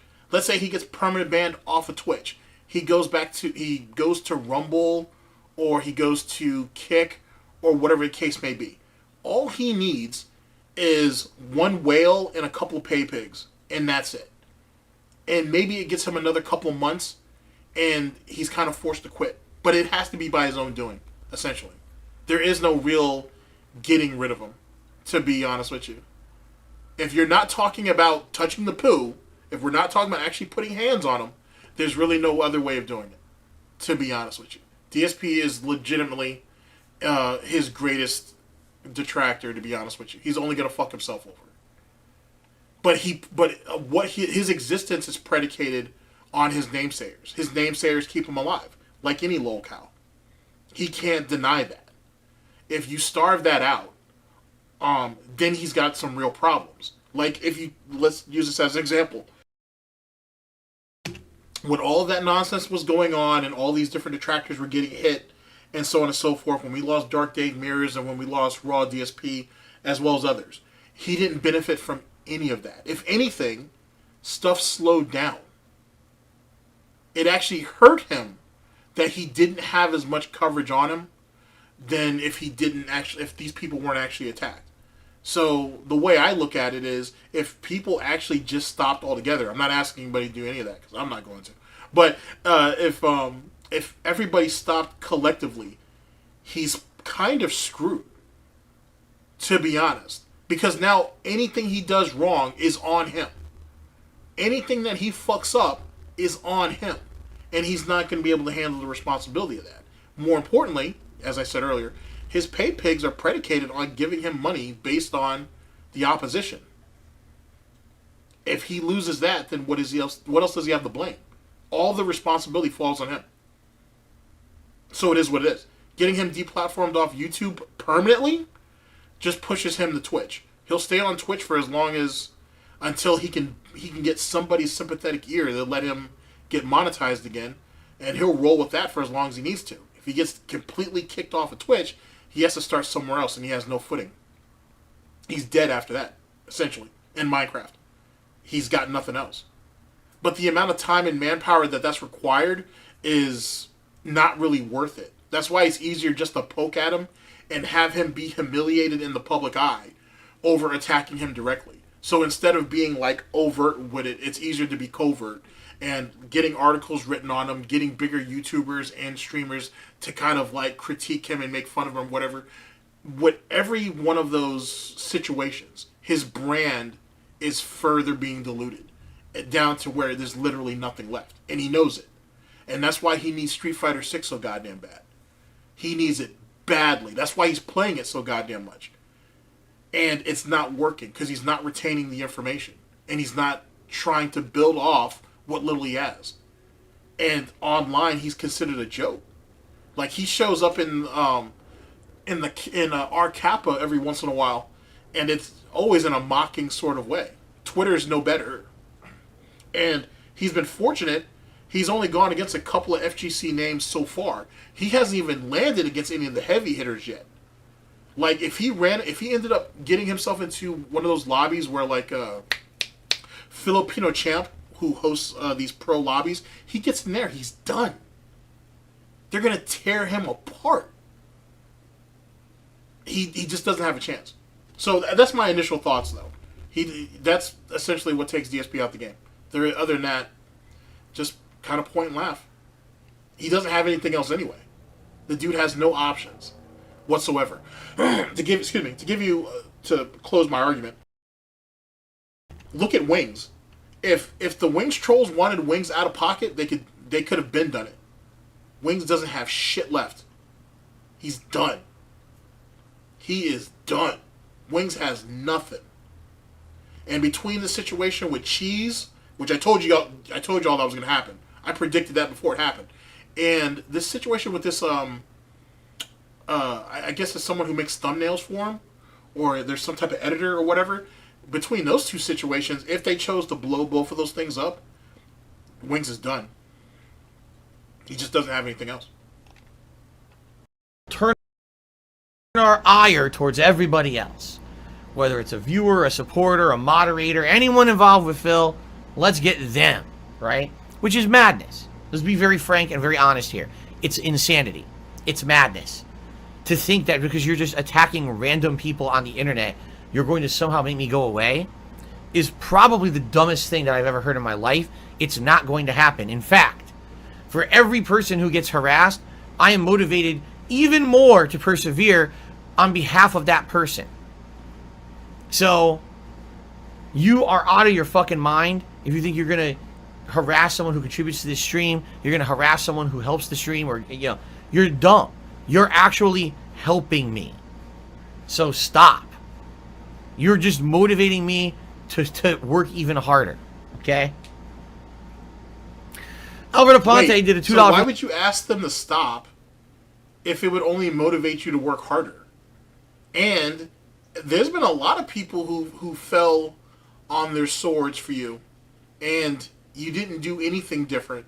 It didn't motivate you to do much of anything. If nothing else, attacking the pay pigs publicly is funny, but they're gonna do what pay pigs before them did, and they'll just stop showing up to the streams, and they'll just tip him under another name or under another profile, and that's been proven. So attacking the pay pig, and so it's not really beneficial per se to attack pay pigs. It's just funny. It's just kind of hilarious. But they almost always go underground. Almost always. They almost always go underground. So it is what it is. But the fact that he said that it motivates him to work harder, I want to hear that. Because that doesn't even sound right coming out of him. But there's no need to try to snuff them out, to be honest with you. Because eventually they're just going to get bored. If it's one thing to give Phil money and try to stick it to the haters or whatever, but if you can't interact with him, what's the point? You just end up turning into one of the many nameless faces on Patreon that no one ever hears about. That they have tried every fucking avenue to stop me from being successful, and they can't do it. They've tried everything. They've tried everything against me. So now, okay, we can't get Phil. We'll turn our ire towards everybody else. Whether it's a viewer, a supporter, a moderator, anyone involved with Phil, let's get them, right? Which is madness. Let's be very frank and very honest here. It's insanity. It's madness. To think that because you're just attacking random people on the internet, you're going to somehow make me go away is probably the dumbest thing that I've ever heard in my life. It's not going to happen. In fact, for every person who gets harassed, I am motivated even more to persevere on behalf of that person. So, you are out of your fucking mind if you think you're going to harass someone who contributes to this stream, you're going to harass someone who helps the stream, or, you're dumb. You're actually helping me. So stop. You're just motivating me to work even harder. Okay? Albert Aponte did a $2.50 tip and says, Phil, this is why I like to stay in the background and not mess with anyone. I just like being positive. Snow Carl is a good dude. All right, look at that, Snow Carl. You got a vote of confidence from Alfred Aponte. All right, look at that, Snow Carl. You got a vote of confidence from Alfred Aponte. That's very nice, isn't it? Probably a good feeling. Yeah, Dwight, he was saying some silly shit the other day about essentially Essentially, he thought there was a restreamer, which there was. I think there was 1 or 2 people, who basically sabotaged him, and they were the ones who, and it was the trolls and the haters that were pushing the narrative that he should play this game, and that's the reason why it's failing, because it wasn't on the up and up or some other silly shit. We'll eventually go over it, but yeah, he's a fucking moron. He's a fucking idiot. First off, DSP just picks games that he shouldn't play. Like, it should be, Jesus Christ. At this point, he should understand what games are his niche, which there really isn't any. And he should understand what games he can profit off of and ones that he can't. But instead, he tries to play everything, and he gets mad when those games particularly fail. Or, something that's been brought up multiple times, he'll sit there and play a game that people have been asking for the last, 4 months. And by the time he gets to it, he says there's no support when he's playing it. Because no one gives a shit. No one gives a shit. What's done is done. That's like, for example, let's say I put out a poll next week, Monday. Let's say I put out a poll saying, hey, I can do 2 streams next week. What do you guys want to see? And if you guys gave me suggestions, do I, A, do what was asked, B, tell you guys I have to put it off for a week or even a month, or C, fuck around and just do what I want, act like I didn't see anything. DSP is more prone to go to do B and C instead of doing A. What's the point of me asking you for fucking feedback if I'm not going to act upon said feedback? That makes no sense. If I asked you for feedback, obviously I didn't have a plan, or I didn't have an idea of what I wanted to do, or even what you wanted to see. That's why I asked you. So how the fuck am I going to do that and then disregard what you requested? That makes no sense. It legitimately makes no sense. And that's the reason why he fails. And then he should be playing Amnesia anyway. That's something he should be sticking into October, where most people don't mind his failure, and it's going to start getting cooler outside. Dude, it's too hot this summer for people to deal with bullshit. It really is. But, that's Phil for you. Okay. Let's see here. Oh, Pride. Why doesn't he just cater to the trolls? Because then he's admitting that we were right. He's just admitting that the trolls are right, and he can't do that. That's the reason why he might as well do this. I'm surprised he hasn't, but it's one of the reasons why he won't go full blown on doing reacting to detractor content. Why not? That's where the money is. Well, that's where the views are, I should say. He might as well. He's already kind of dabbed his foot into it anyway. Here's the problem. DSP has desensitized his own audience to such a point that his own drama doesn't resonate with them, if that makes sense. Like, excuse me, let me give you an example. Look at the Wings reaction. I think it's still probably the biggest reaction that's on DSP Gaming. Look at his own Down the Rabbit Hole. No one really gives a shit. Because they've already heard it. Hell, he's even told them in the past to ignore it. So there is no value to it. His next big reaction, if he hasn't planned it out yet, besides that machinima nonsense, is he should go over the low tier god Down the Rabbit Hole. Oh, not Down the Rabbit Hole, I'm sorry. The June the King shit with low tier god. He should go over both of them. He won't do it because he has too much respect and he's afraid of LTG. LTG has a history of striking people. I don't think LTG would strike DSP, but just the fact that it's something that LTG could do is enough to scare Phil from doing it. But truth be told, he should do it. It's going to be just a fluff piece anyway, right? DSP's going to suck his dick throughout the whole situation anyway, so why not do it? Because that's what people really want to see now. He either directly goes at his detractors, or he goes at other pay pigs. Or not pay pigs, he goes after other locals. One of the two. He won't do either. Until he's desperate, and by then no one cares. Everybody will just wait for the restreamers and the other content creators and the editors and the clippers to just go ahead and basically distill it down. End of story. And it's unfortunate because you have this much animosity against you online and you won't sit there and go over any of it? That's ridiculous. It's a gold mine to do that shit. It's a gold mine. But what are you gonna do?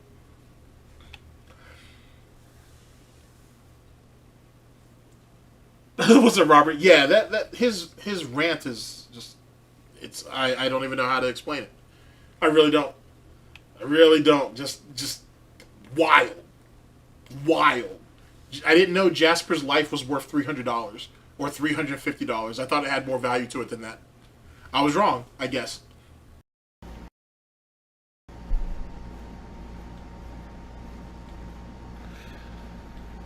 What is this? Average Joe did a super chat. Says, I ever thought of getting a 9-to-5 job? Do I really have to answer this question again? Do I really? All right. Allow me to answer this. All right. Average Joe, if I was making exorbitant amounts of money being a content creator on the internet, and I had tons of money saved up, all right, and all this was true, I would say, hey, I have some flexibility. I have some leeway. I can now go out there and I can try to get a 9-to-5 job, and I can take my time trying to do a job search. I could try out different jobs to find the one that's the right fit for me. And eventually I could have diversity in my work, maybe have a job during the day and then maybe do streams at night or whatever. Okay. That's not the case. I don't have any money saved. I have, I'm barely making payments on certain things at this point. It's that frustrating of a deal for me. And I don't have any flexibility at all. All right. For me to stop streaming, like let's say today I decided I'm not going to do my main gameplay stream. I'm going to go get a 9-to-5 job. I would make less money working an hourly 9-to-5 retail job right now than I would be on the stream. So you'd think, why would I leave the thing that I love? Why would you go to retail, though? You supposedly have all this customer service experience. Why wouldn't you go there? Why would your first action be go to retail? I'm just throwing it out there. Let's see here. Yeah, his whole career is just being late to everything, but at the same time, his career is based off of fluke. That's literally what it was. He was at the right place at the right time, and that's how the career started.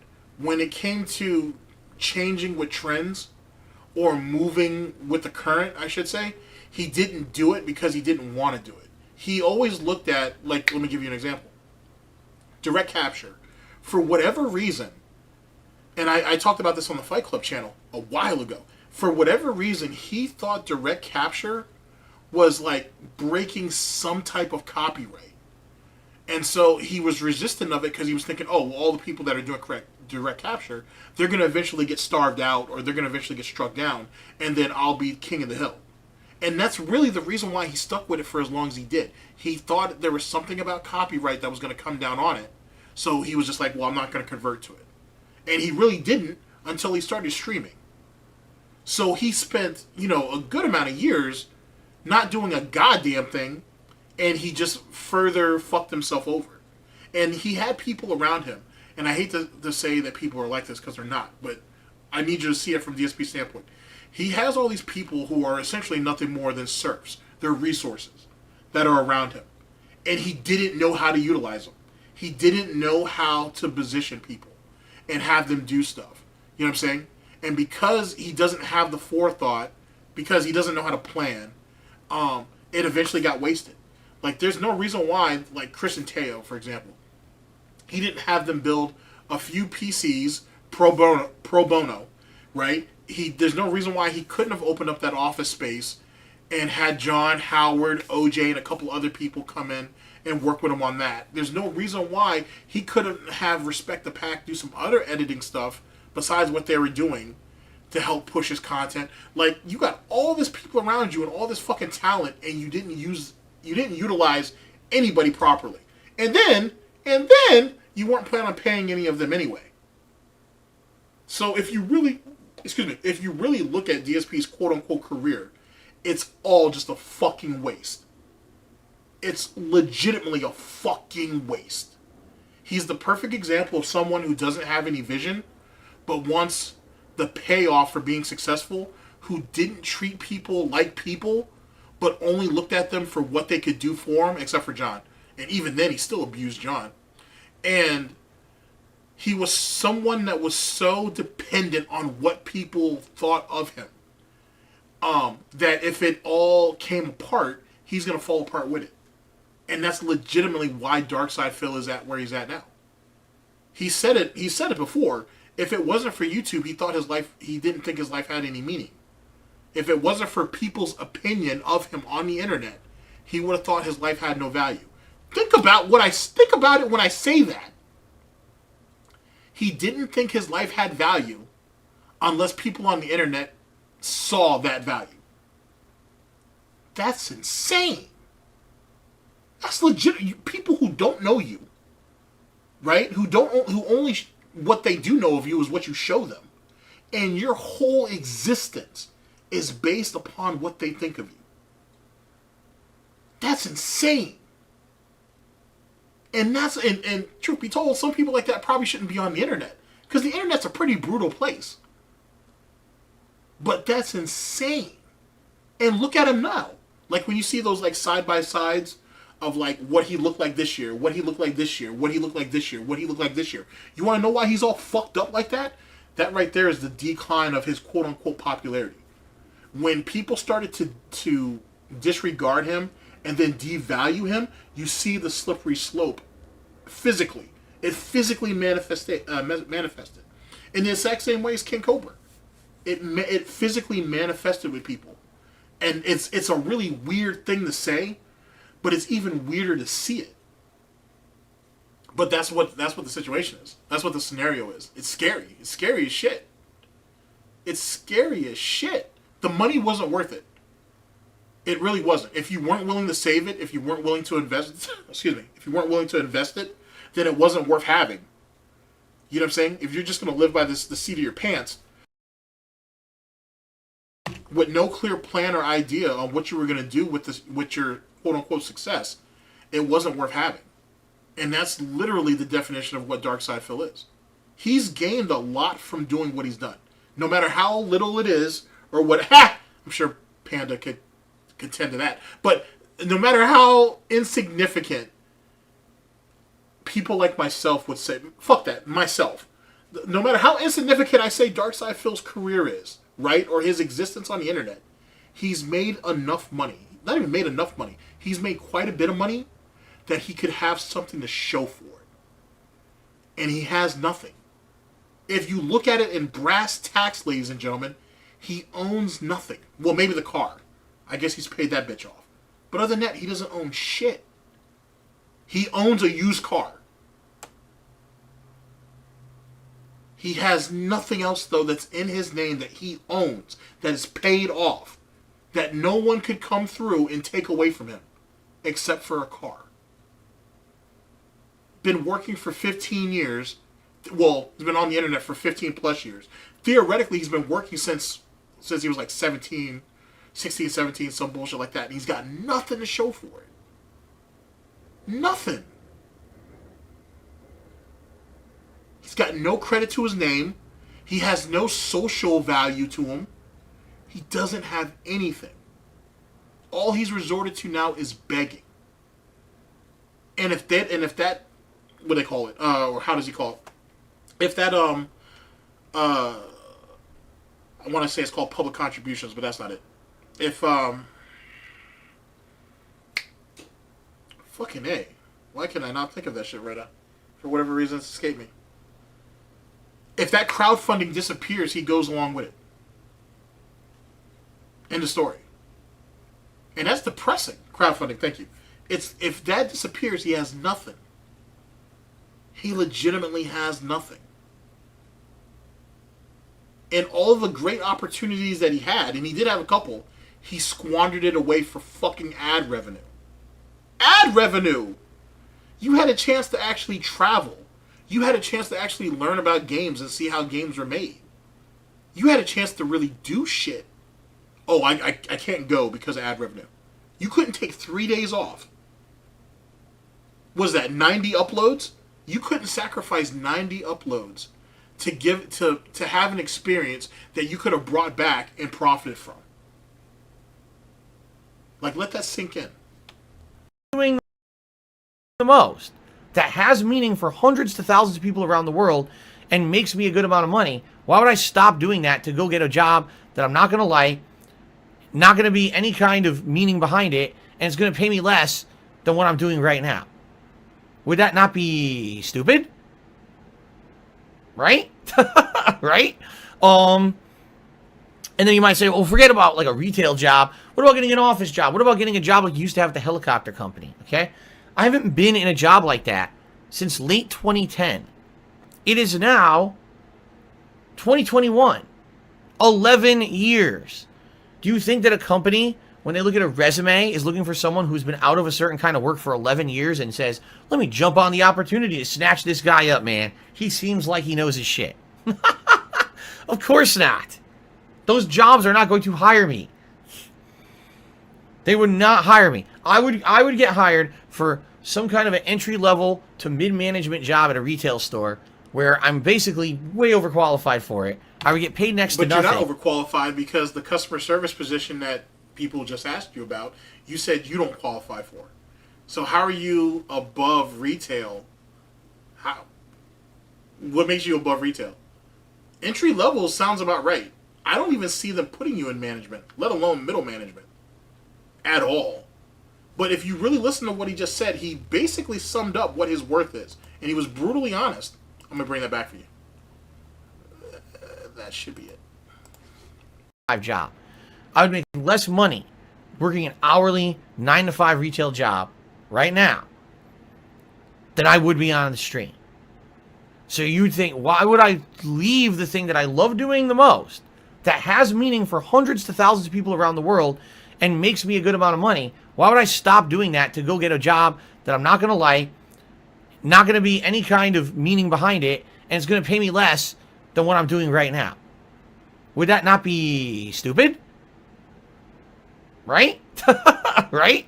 And then you might say, well, forget about like a retail job. What about getting an office job? What about getting a job like you used to have at the helicopter company? Okay? I haven't been in a job like that since late 2010. It is now 2021. 11 years. Do you think that a company, when they look at a resume, is looking for someone who's been out of a certain kind of work for 11 years and says, let me jump on the opportunity to snatch this guy up, man. He seems like he knows his shit. Of course not. Those jobs are not going to hire me.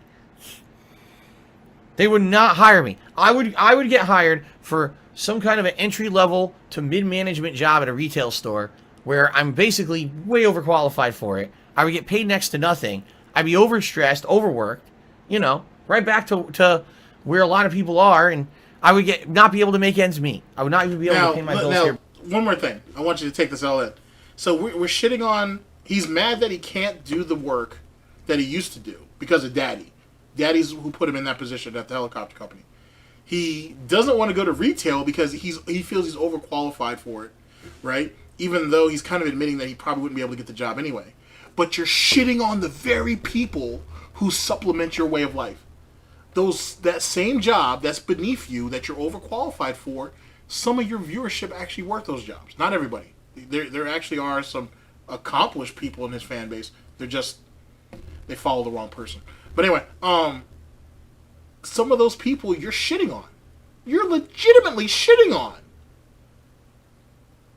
And he has no qualms about it. Gives no fucks at all about it. You guys are all bums. You guys are all fucking dirt, piece of shit, whatever. And I'm too good for all that. So that's why you guys got to keep crowdfunding me. I can't go back to doing that nonsense. I'm overqualified for it. I'm too good for that. But I thought DSP said that, you know, as a gamer, he was, you know, part of the population. He was your average Joe guy. He was the underdog. He was the one who was like you guys, and he was able to pull himself up and out of that and find success on the internet.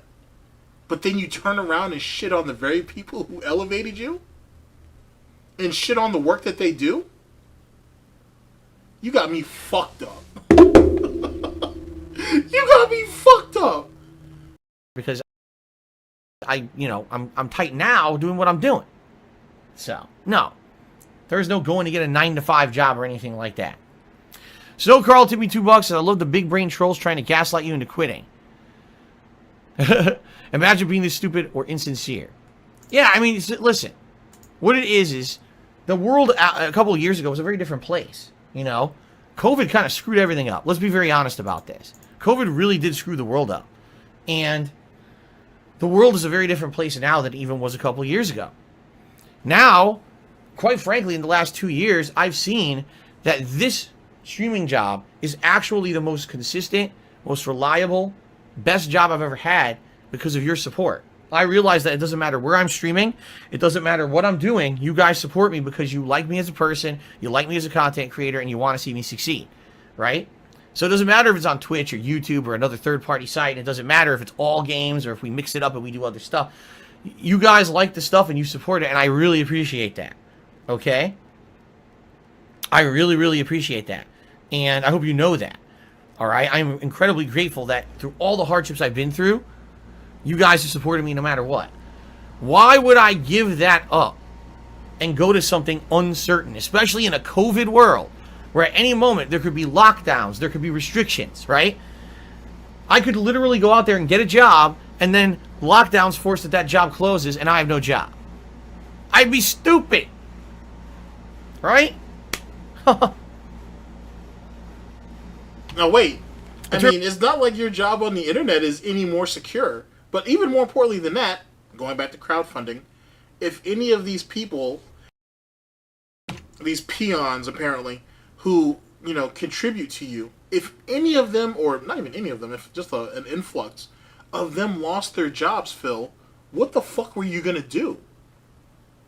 If your income, if your livelihood is based off of crowdfunding, and the very people who are crowdfunding can't do it anymore because inflation, because of the pandemic, whatever, and money starts to dry up, what the fuck are you going to do?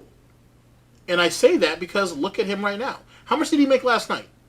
Like $14, something like that? The night before, he made basically nothing. So, like, we're already getting into like a bit of a dry spot, which is great because we're seeing more bacon sweats. So that's fantastic. So shit's already getting shaky. Shit's already getting kind of rough out. But you're saying that it's stupid to get a job and try to better your situation because why? You know what I'm saying? Like, it's a mess right now. And here's the thing that he's missing. People would be more supportive of him if he at least tried. His first response is, no, I can't do that. I can't do this. I can't get a green screen. I can't get a better PC. I can't go into OBS and change my settings. I can't do any of those stuff, dude. I can't update my fucking laptop. I need to keep my settings where they're at. It's the fact that he's not willing to do anything is the real reason why he doesn't get the support, or he could get the support that he wants. People have to believe that you're trying as hard as they are. Like, okay, you choose to stream for a living, and everybody else decides to work these office jobs or whatever. Well, the people who are working those office jobs who are throwing you $5 or $10 or $29.99 or whatever the fuck, they would like to believe that you're trying as hard as you can, just as they are. If not, then it legitimately comes off that you're just taking advantage of them, and even that you believe that you're better than them. Why is it so hard for him to see that? I don't know. But that's clearly what he believes. And yet, you know, it's the detractors, trolls, haters, and critics that are at fault that no one wants to give him money. Bomb feels a lot of people are jealous of my success as a content creator because they're working jobs that personally they hate, and they're upset that they see me doing fun stuff every day on stream. I 100% understand that feeling because I used to be there. Understand that. I used to be in that position myself. I'd be sitting at my office job or working at Best Buy, and I'd be like, man, look at this guy on the internet. Look at the angry video game nerd. Look at the nostalgia critic. These are guys who have no budget. Anime Gun, this isn't as close. It isn't as close to having people play remotely for him. But if you think about it, Papa Vera is probably the closest person I could think of that played a video game for him, damn near step by step. He did everything but actually use the controller. Wait, I'm wrong. I'm actually wrong now that I think about it. Because wasn't he letting Papa Vera go into his Minecraft world and actually build shit for him while he was offline? Or did I make that up? I might have made that up. But I feel like That's what happened towards the end of the whole Minecraft arc. Does anybody remember that?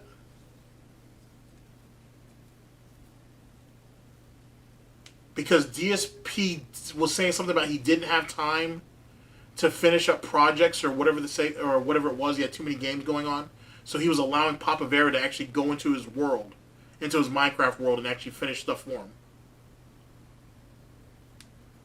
And Papa Vera was doing that for a while, and then DSP just wanted to stop playing Minecraft all of a sudden.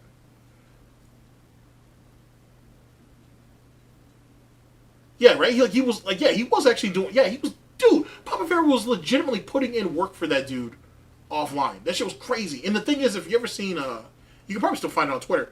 If you actually look at some of Papa Vera's Minecraft outlines or his designs or whatever, you can tell just by how they're written out that he had to break that shit down for DSP. He had to make it more digestible for him, and he did actually a fairly good job at doing it. And yet DSP still fucked up at least a few of those projects. They were able to salvage it, but he still fucked a few of those things up. So even at that point, like, Papa Vera was still putting in crazy work for him. So and he was kind of playing the game for him to some degree. Holy shit! I almost let him slide on that. You're banned. I was about to say, I don't remember leaning in, manual banning anybody. That wouldn't be cool. I'd give you a reason, but no one's bad. No one's bad. These are guys who have no professional training, yet they're making content for the internet that seems fun as shit to them to make, and they're getting virally popular. Actually, to be honest with you, I'm going to give myself like a base Ken. I'm going to give myself another month or so. Another month or so, maybe. And I want to call Gametrekker out. I want to be like, you inside of either inside of the what is it? Because Hate Army has a he has like a clan or what? Well, they have a group. I don't want to say a clan. Poorly worded on my part. My apologies. But Hate Army has a group and whatnot where people can go into their lobbies or whatever. Dude, I'm kind of wanting to get Gametrekker in there because the amount of information he throws at Phil, he should, theoretically, he should be able to follow that up. And I kind of want to see where his skill is at. I kind of want to do that.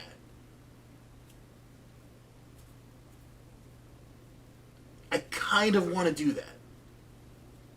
Because he's given DSP some solid information. Which in my mind is kind of makes me think he knows what he's doing. I don't know, I have to think about that further, but I kind of want to get in the ring. I kind of want to see him get in the fucking ring though and see what's what. I'll have to keep that in mind. They're making money, they're getting more successful. I'm jealous. I've definitely 100% I felt. Gametrekker says he doesn't have Street Fighter 6. God damn, really? So he's just invested in DSP just to be invested in him? Oh, that's a sad face moment. That's a sad face moment.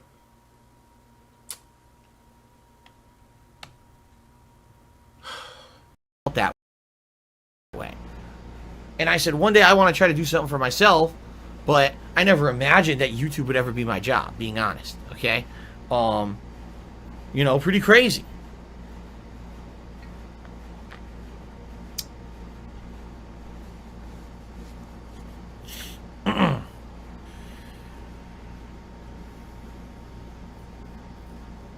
Daggy Swerve says, if Twitch issues a public apology and reinstates your partnership, would you consider going back? It's too late to apologize. It's too late. Oh, that was terrible. Wow. All right. Anyway, no. No. Wow, that was absolutely terrible. Holy fuck. Okay. Please stop with that view. What view? This view right here. What's wrong with this view? What's wrong with this view? You don't like it? What's wrong? You have a problem with this view? What's wrong with this view? What's wrong with this view? What's wrong with this view? Oh my god, people are nuts. Anyway, guys, I think it's time to take a break. What do you guys think? So, anyway, guys, welcome to the stream. Since undoubtedly everyone is going to ask me about yesterday, my day off, it was a very, very, very, very busy day. Very busy. Again, it wasn't a day where I really got to kind of relax with my wife, but instead it was a day where we were bouncing around doing a million things, you know, appointments and the like. It was still a good day because even though it was warmer than it has been, it was still cool compared to how it's been the entire summer. So we didn't have a day where it was like, oh my god, we're sweating profusely every moment that we're out, which is a good thing. Although admittedly now I'm looking at the weather. I say admittedly, I don't know why I keep saying admittedly. I'm looking at the weather now, and it doesn't look like we're going to have much hot weather left this year. It looks like the hot weather is actually behind us. We're only going to be in the 70s or lower. That's degrees Fahrenheit, by the way. So that's a good thing. And really nothing else to talk about yesterday. It wasn't an incredibly eventful day. It was just a busy day, going around getting all kinds of supplies and things and getting as much done as I could. So I'm back. Jen asked me $2 asking how is Jasper doing, how did the vet go yesterday, etc., etc. So he got checked out. The very good news about this is it was exactly as we suspected. He did not have any blockage. He did not have any additional problems. It's just that he had a UTI. It's not even a severe UTI or anything like that, but it's essentially the same as it was last year. Basically, it went exactly as we expected. We were told that basically we should try to change his litter more frequently than we're doing, because that's something that could cause it. There were suggestions. They said you could buy special foods that maybe would help him if this keeps happening, etc., etc. Basically, exactly as I thought. I got exactly the same treatment as last time, so everything's good. He's good. Everything's back to normal. Well, he'll be back to normal in a couple of days after having the medicine, but everything's good. You guys don't have to worry about Jasper Kitty. He's all good and on the mend, as they say. Nah, he definitely didn't get him a blood test. Not at all. Not at all. Okay. Pins. Every mind is you.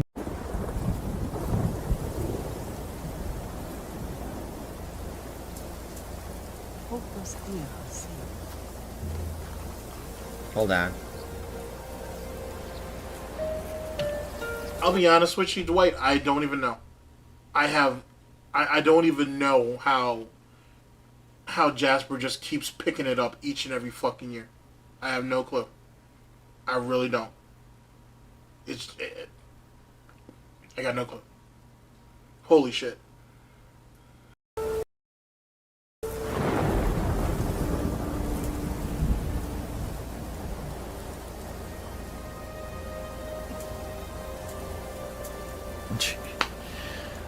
Well, the stress just continues. My wife just texted me with a bunch of stressful stuff that's going on with her, and like, the stress continues. Like, the stress is nonstop. First, Jasper got sick, had to deal with that. Now I'm dealing with a bunch of stressful shit with this fucking assholes behind the scenes, you know, with chargebacks and stuff. Now my wife is getting fucking screwed over and stressed out at her job. It's like, oh my god. Oh my god! Ah!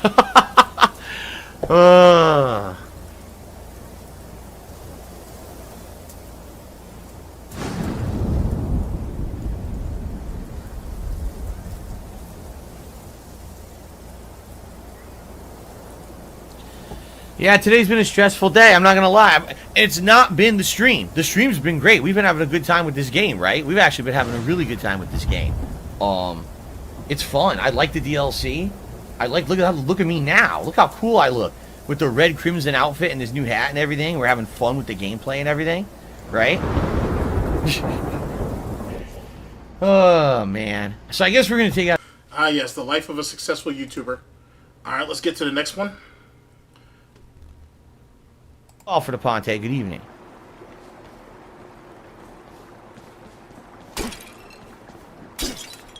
Seriously, like, I want to talk about messed up. Oh, my cat has a urinary tract infection.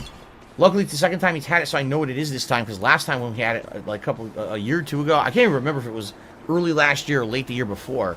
But when he had it, I didn't know what it was. Cat and I were both stumped, and he had it for a little bit. You know, he had it for I'd argue about a week before we figured out there was something seriously wrong with him and had to take him to the vet. This time around, we immediately realized what it was and diagnosed him. So we got the vet appointment as soon as possible. I don't know. Well, this is still 2021, by the way. I don't know if he's heading to a nervous breakdown. I'm not sure. If he does have one, I wouldn't be surprised if we saw it off stream, to be honest. But I'm not really quite sure. I'm not sure. Like I said, he's definitely breaking down. The stress is definitely getting to him, for sure. But I couldn't say for sure. Yeah, big ups to everybody who came to the stream, man. Actually, I got one more segment, but you can catch that in the VOD and whatnot. But thanks for coming by. I appreciate it. So how do you think I feel when these idiots come in here? You're gonna make your cat die! Fuck you, you piece of fucking shit. No, really. I hope that you fucking, at one day, understand how messed up saying that kind of shit is to someone. That's so fucked up to say fucked up stuff like that. You know, Jasper is my family member, man. And for you to say fucked up stuff like that is completely unacceptable. It's not a joke. It's not even oh, that's funny trolling. That's not even funny trolling. That's fucking really messed up stuff to be saying to someone.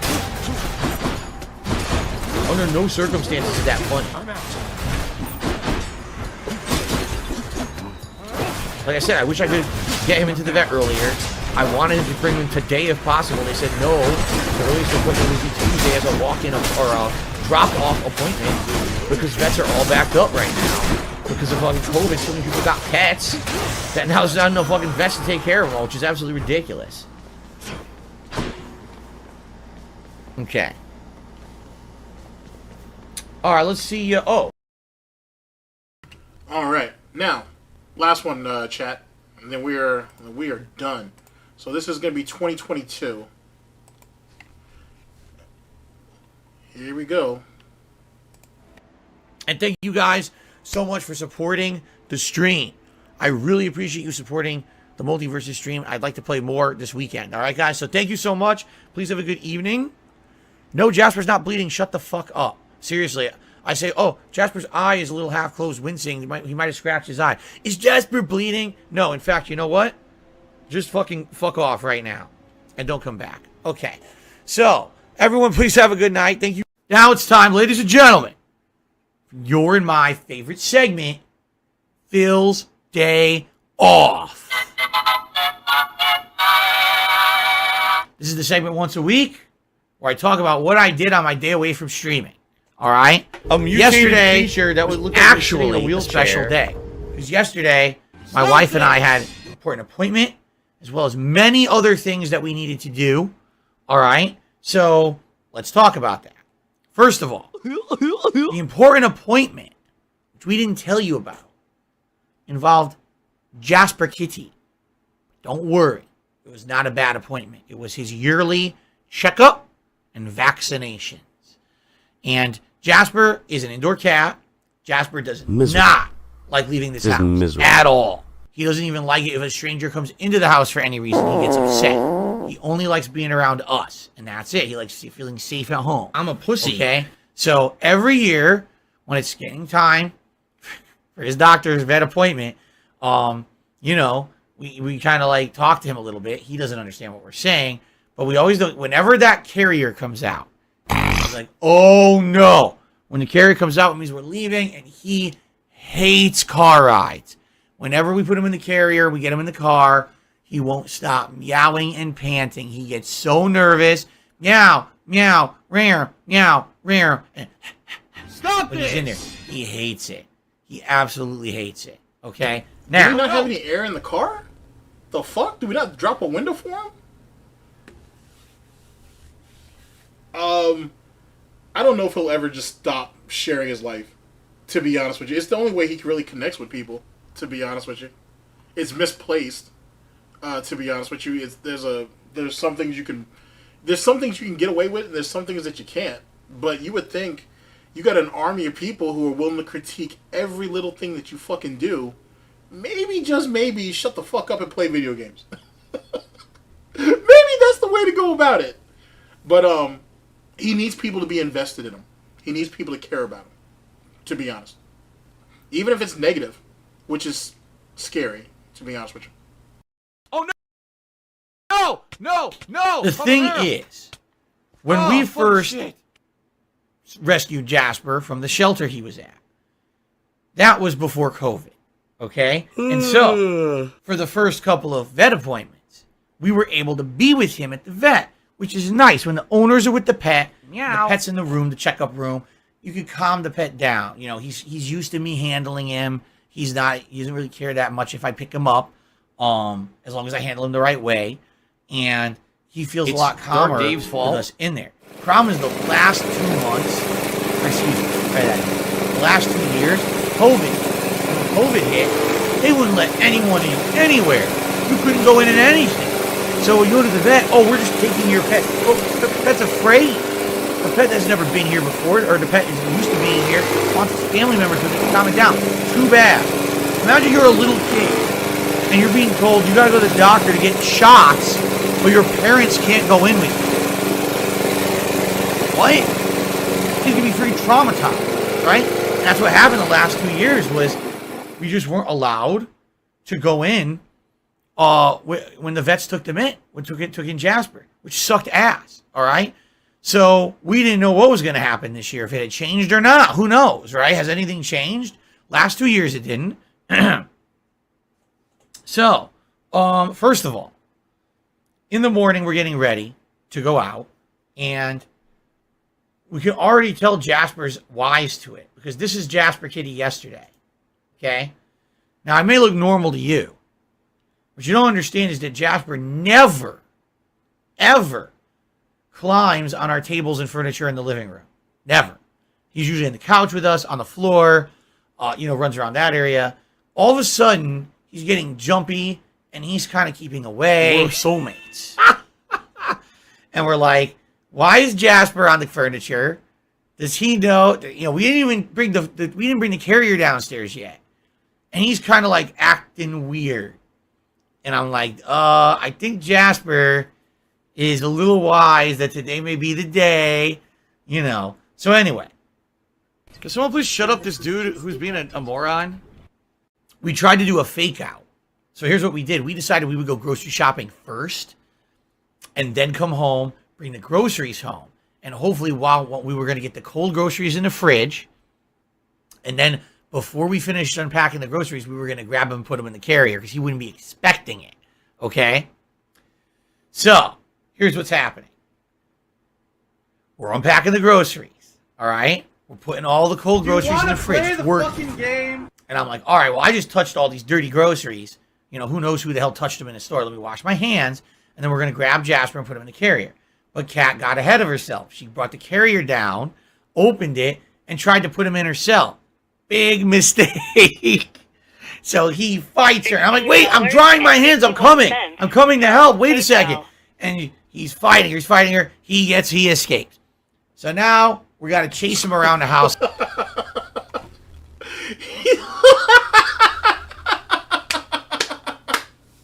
This one cat outsmarted both of you. He not only did he stalk you guys, looking at you guys like he knew that you guys were up to some bullshit, but he still got away. He still played both of you. That's hilarious. That's fucking hilarious. Not to say that cats aren't smart, but goddamn, that's funny. That's a special type of funny. A little bit. Finally, I get him. All right, we get him. So the carrier we have is a 2 ways carrier. All right, it's basically like a really big reinforced duffel bag. Well, a duffel bag crumbles and folds. This one does not. It's all hardened around the edges, so it's kind of a duffel bag material, all breathable, see-through. With what do you call the not like a fence, but what is it called? For some reason, I can't. Oh, mesh. It's made of mesh. There you go. Ooh, It's all mesh side, so it's breathable. You can see through it, but it's durable. Okay? So there's 2 ways to get into this carrier. It's a top loader where the entire top unzips, and then you put the cat in, and then you close it, you zip it up top, and then there's a strap to hold it in place. What's in the box? Or there's a side door that flips open like a mailbox. You ever seen like a mailbox that flips open like that? We're like, we're never going to be able to get him in that way. We got to do the top load. So we open the top load. I got him. He's kicking. He's fighting. I don't want to go. His feet are going like crazy, like he's dancing. See, I can't do come any on. reaction. It took maybe 5 to 10 minutes to get him in the carrier. We finally get him in. Like, oh, God. Zip him up. Okay. Shit. All right. Straight to the vet because we're supposed to be there 15 minutes early. And already we killed precious time trying to get him in the carrier. So the good news is we did get there on time. Look at them. And we're in the waiting room. And he's sitting there. You gotta be kidding. And he's very, very nervous at first. But then he starts to calm down. There's other animals, other dogs and stuff in there. You know, and he's like, oh, he gets to see other animals. So now he's all excited, right? He's like, oh, this is cool. And so, you know, then he starts looking. There's a window. I put him right near the front window. So he's looking out the parking lot. Of course, this is what he does at home all day. He looks out the window. He's like, oh, I love this. It's a new window to look out. So he got so scared. And then all of a sudden got so chill after. Once he got to the vet and he realized he was in no real danger, he actually was quite relaxed. Okay. So then after waiting about 15, 20 minutes, we were told, okay, you can go into the waiting room now. So we went to the waiting room. And next thing you know, it's actual exam room. They opened the bag. Jasper goes up. Oh, you can stay in here now. We're like, what? They're like, yeah. You're repealed. Everything's back to normal now. As if COVID never You're existed. just gonna waste our time I was again. like, sounds good to me. You know, we don't have it. We were vaccinated, and I would much rather be here with Jasper than not because I know how nervous he gets. So he came out and you literally see his change in attitude. Ready? Watch this. Okay. That's Jasper enough. in the actual exam room. All right. That's his carrier behind him. And look how happy he looks. Right? So he's excited. He is jumping all around. He is running around the office. Or I say the office, the exam room. He's jumping in the doors. He's walking across the keyboard like he wants to write an email. I don't have money to do it. I don't have money to do it. I don't have money to do it. Super inquisitive cat. All right? So he's having a ball. And then the doctor comes in. So the doctor and the nurse are examining Jasper, right? And they're like, wow. You know, he's clean. He's good. No fleas. No issue. Yeah, that's the reason why this was included because he did use this picture recently.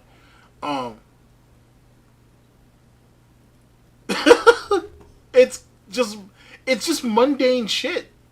Like overall, it's just outrageously mundane shit. And just from this picture alone, it doesn't tell me or anybody really if he's sick or not. So who could say anything about anything? But really, you're only getting DSP's experience out of it. What he had to do and how he felt about the situation more than anything else. It's all up to his own convenience, if you will. Holy shit. I can see why Jasper probably is the smartest person in that house. Looks in the ear. Zero issue in the ear. Beautiful, healthy cat. But he's a tiny bit overweight. He's about a pound overweight. And they said, well, how do you feed him? I said, well, he's been very good. What we do is he has a food dish. Once a day, usually we give him the dry food. If he happens to eat through it, we'll put a little bit more in, but we never give him like 2 bowls a day or anything like that. And then once a day, we give him like a wet treat, which is usually like a gravy with a little bit of wet food or whatever. And they said, well, here's what it is. A lot of cats usually eat the wet food over the dry. Your cat's the opposite. He eats the dry over the wet, which is fine. But the dry food has higher calorie intake, more stuff in it. So if he's eating more of the dry food, he's retaining more. If he's eating the wet food, then it's liquid. It's different, hydrating him. But it's not necessarily all those calories and things he's getting from the dry food. So what we need to do now is essentially cut down on the amount of dry food we give him every day.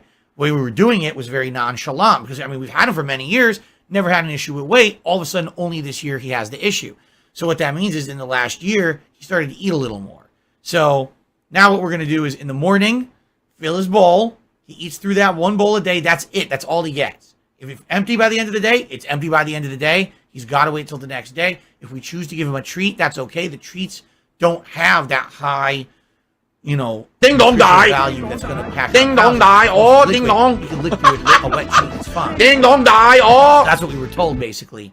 That, you know, just downtake his allowance on the dry food. Go, and hopefully he'll lose a little bit of weight. Fuck. So that's about it. Everything else was beautiful. They said, you know, no issues. Checked out his teeth. Checked out no respiratory, nothing in the ears, no fleas, nothing. I was very pleased, obviously. So, he does not look fat. It was funny because we didn't know anything about this. They had a chart, a really useful chart in the vet's office. And what it is, it's that you have to look at your pet from top down. Criticism is a great So, you know, thing. your pet's long. And whenever people Like a write hot off dog, criticism, right? So you got to look at their body from top stupid. down. And It it doesn't shows make you any different sense to me, profiles. you know? Too skinny, healthy, slightly overweight, grossly overweight. He is just slightly overweight. You can tell he's a little bit too wide on certain spots. So that's what we got to cut down on. So there you go. Wolf is correct. He says it's harder for indoors cats to get exercised and never get an opportunity to leave the house and walk outside. Correct. Luckily for us and for Jasper, we have a bigger home. He can run around. He literally at night, you've heard him sometimes on stream. He's running up and down the hallways. He's jumping and bouncing off the walls. He has that space to do the exercise he wants to do, if he so chooses. The question is, does he always choose to do it? No. Especially this summer, let's be honest. It's been hot. He doesn't want to do it as much when it's as hot. You know, when it cools down in the winter, oh my God, he's very energetic in the winter because it's cooler, you see?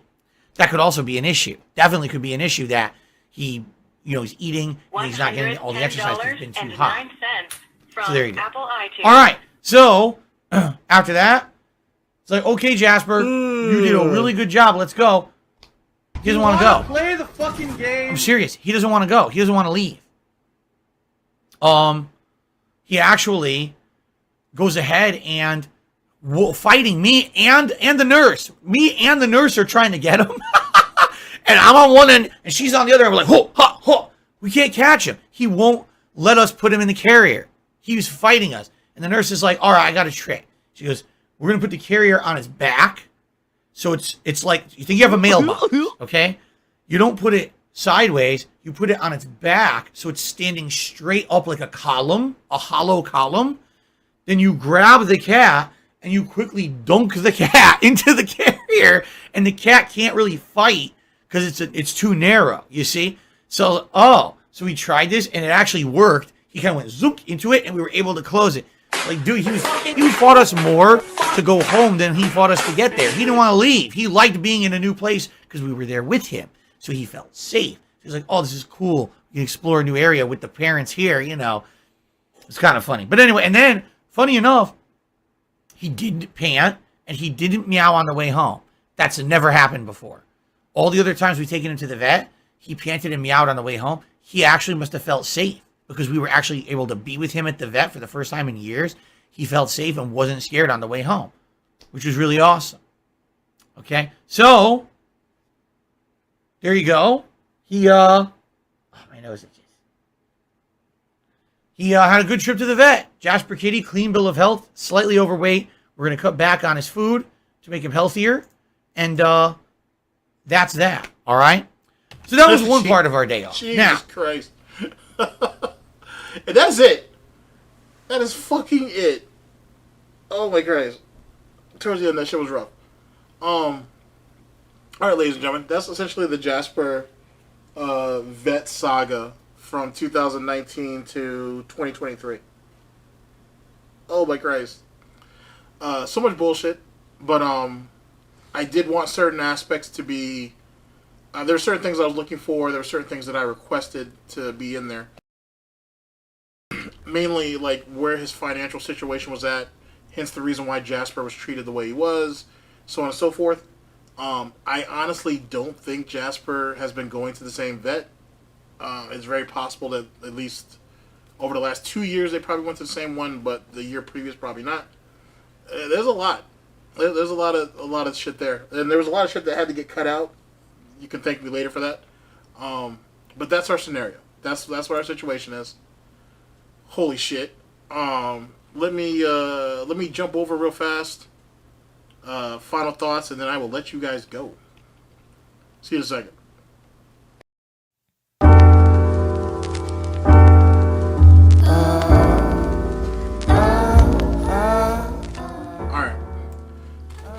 chat. Oh my god. Thank you guys for first off, thank you guys for coming out. I know this was a long one, but I wanted to make sure my bases were covered. Holy shit. May God save Jasper. Oh my Christ. And like I said, coming up next, got some Street Fighter stuff to go over. I've got a Review Tech USA stream to do, so that'll be fun maybe. Definitely some stuff that you guys may have never actually known or even heard before. You'd be surprised. His trolls put in work back in the day. And catching up on some of DSP's nonsense. Like I said, we'll get some Cyrax in there. We'll get some Cobra in there. We'll get some Wings in there. You know, it'll be a nice little buffet, if you will. But that's something you guys can look forward to. I don't know when, but I guess I'll just catch you guys when I catch you. Get out of here. You know what I'm saying? I'm sure there's some other detractors out there. See what they're up to. Like I said, thank you guys for coming by. I'll catch you guys on the flip. Later, people. I'm trying to flirt, the party goers trying to snatch me like, hold up, are you a rapper? Well, I'm not any scrub. You want some bars today? Well, this not any pub. So go on and order drinks. You want to rhyme a line? They like, excuse me, sir, I had to find the time to say you're mighty gifted. There's no Saint Nick in here. The way they raving on me, think I ever dare in here. Heard you and Mittens caught the sad boy crew. Funny, all I do is smile when my tunes have you. Best duo when y'all flourish. Hope you're always cool. And remember what you said, man, it's always you. Don't worry about the hate, cause you're always true. Take yourself and cherish us, man, I always know. Been here since drum and bass, and you're in our circulations. To the sounds of Akari and the Moogie compilations. To the mega mix throwbacks or the kanji on your pages. To the nerd wasn't stopping before Tenko as the place you call home. Damn, you shot us in the heart. May your day be filled with Mary, and this song convey our thoughts. Hey, that's why I'm happy to say it's your day, it's your day. I'm happy to say, I'm happy to say it's your day. I'm happy to say, I'm happy to say it's your day. I'm happy.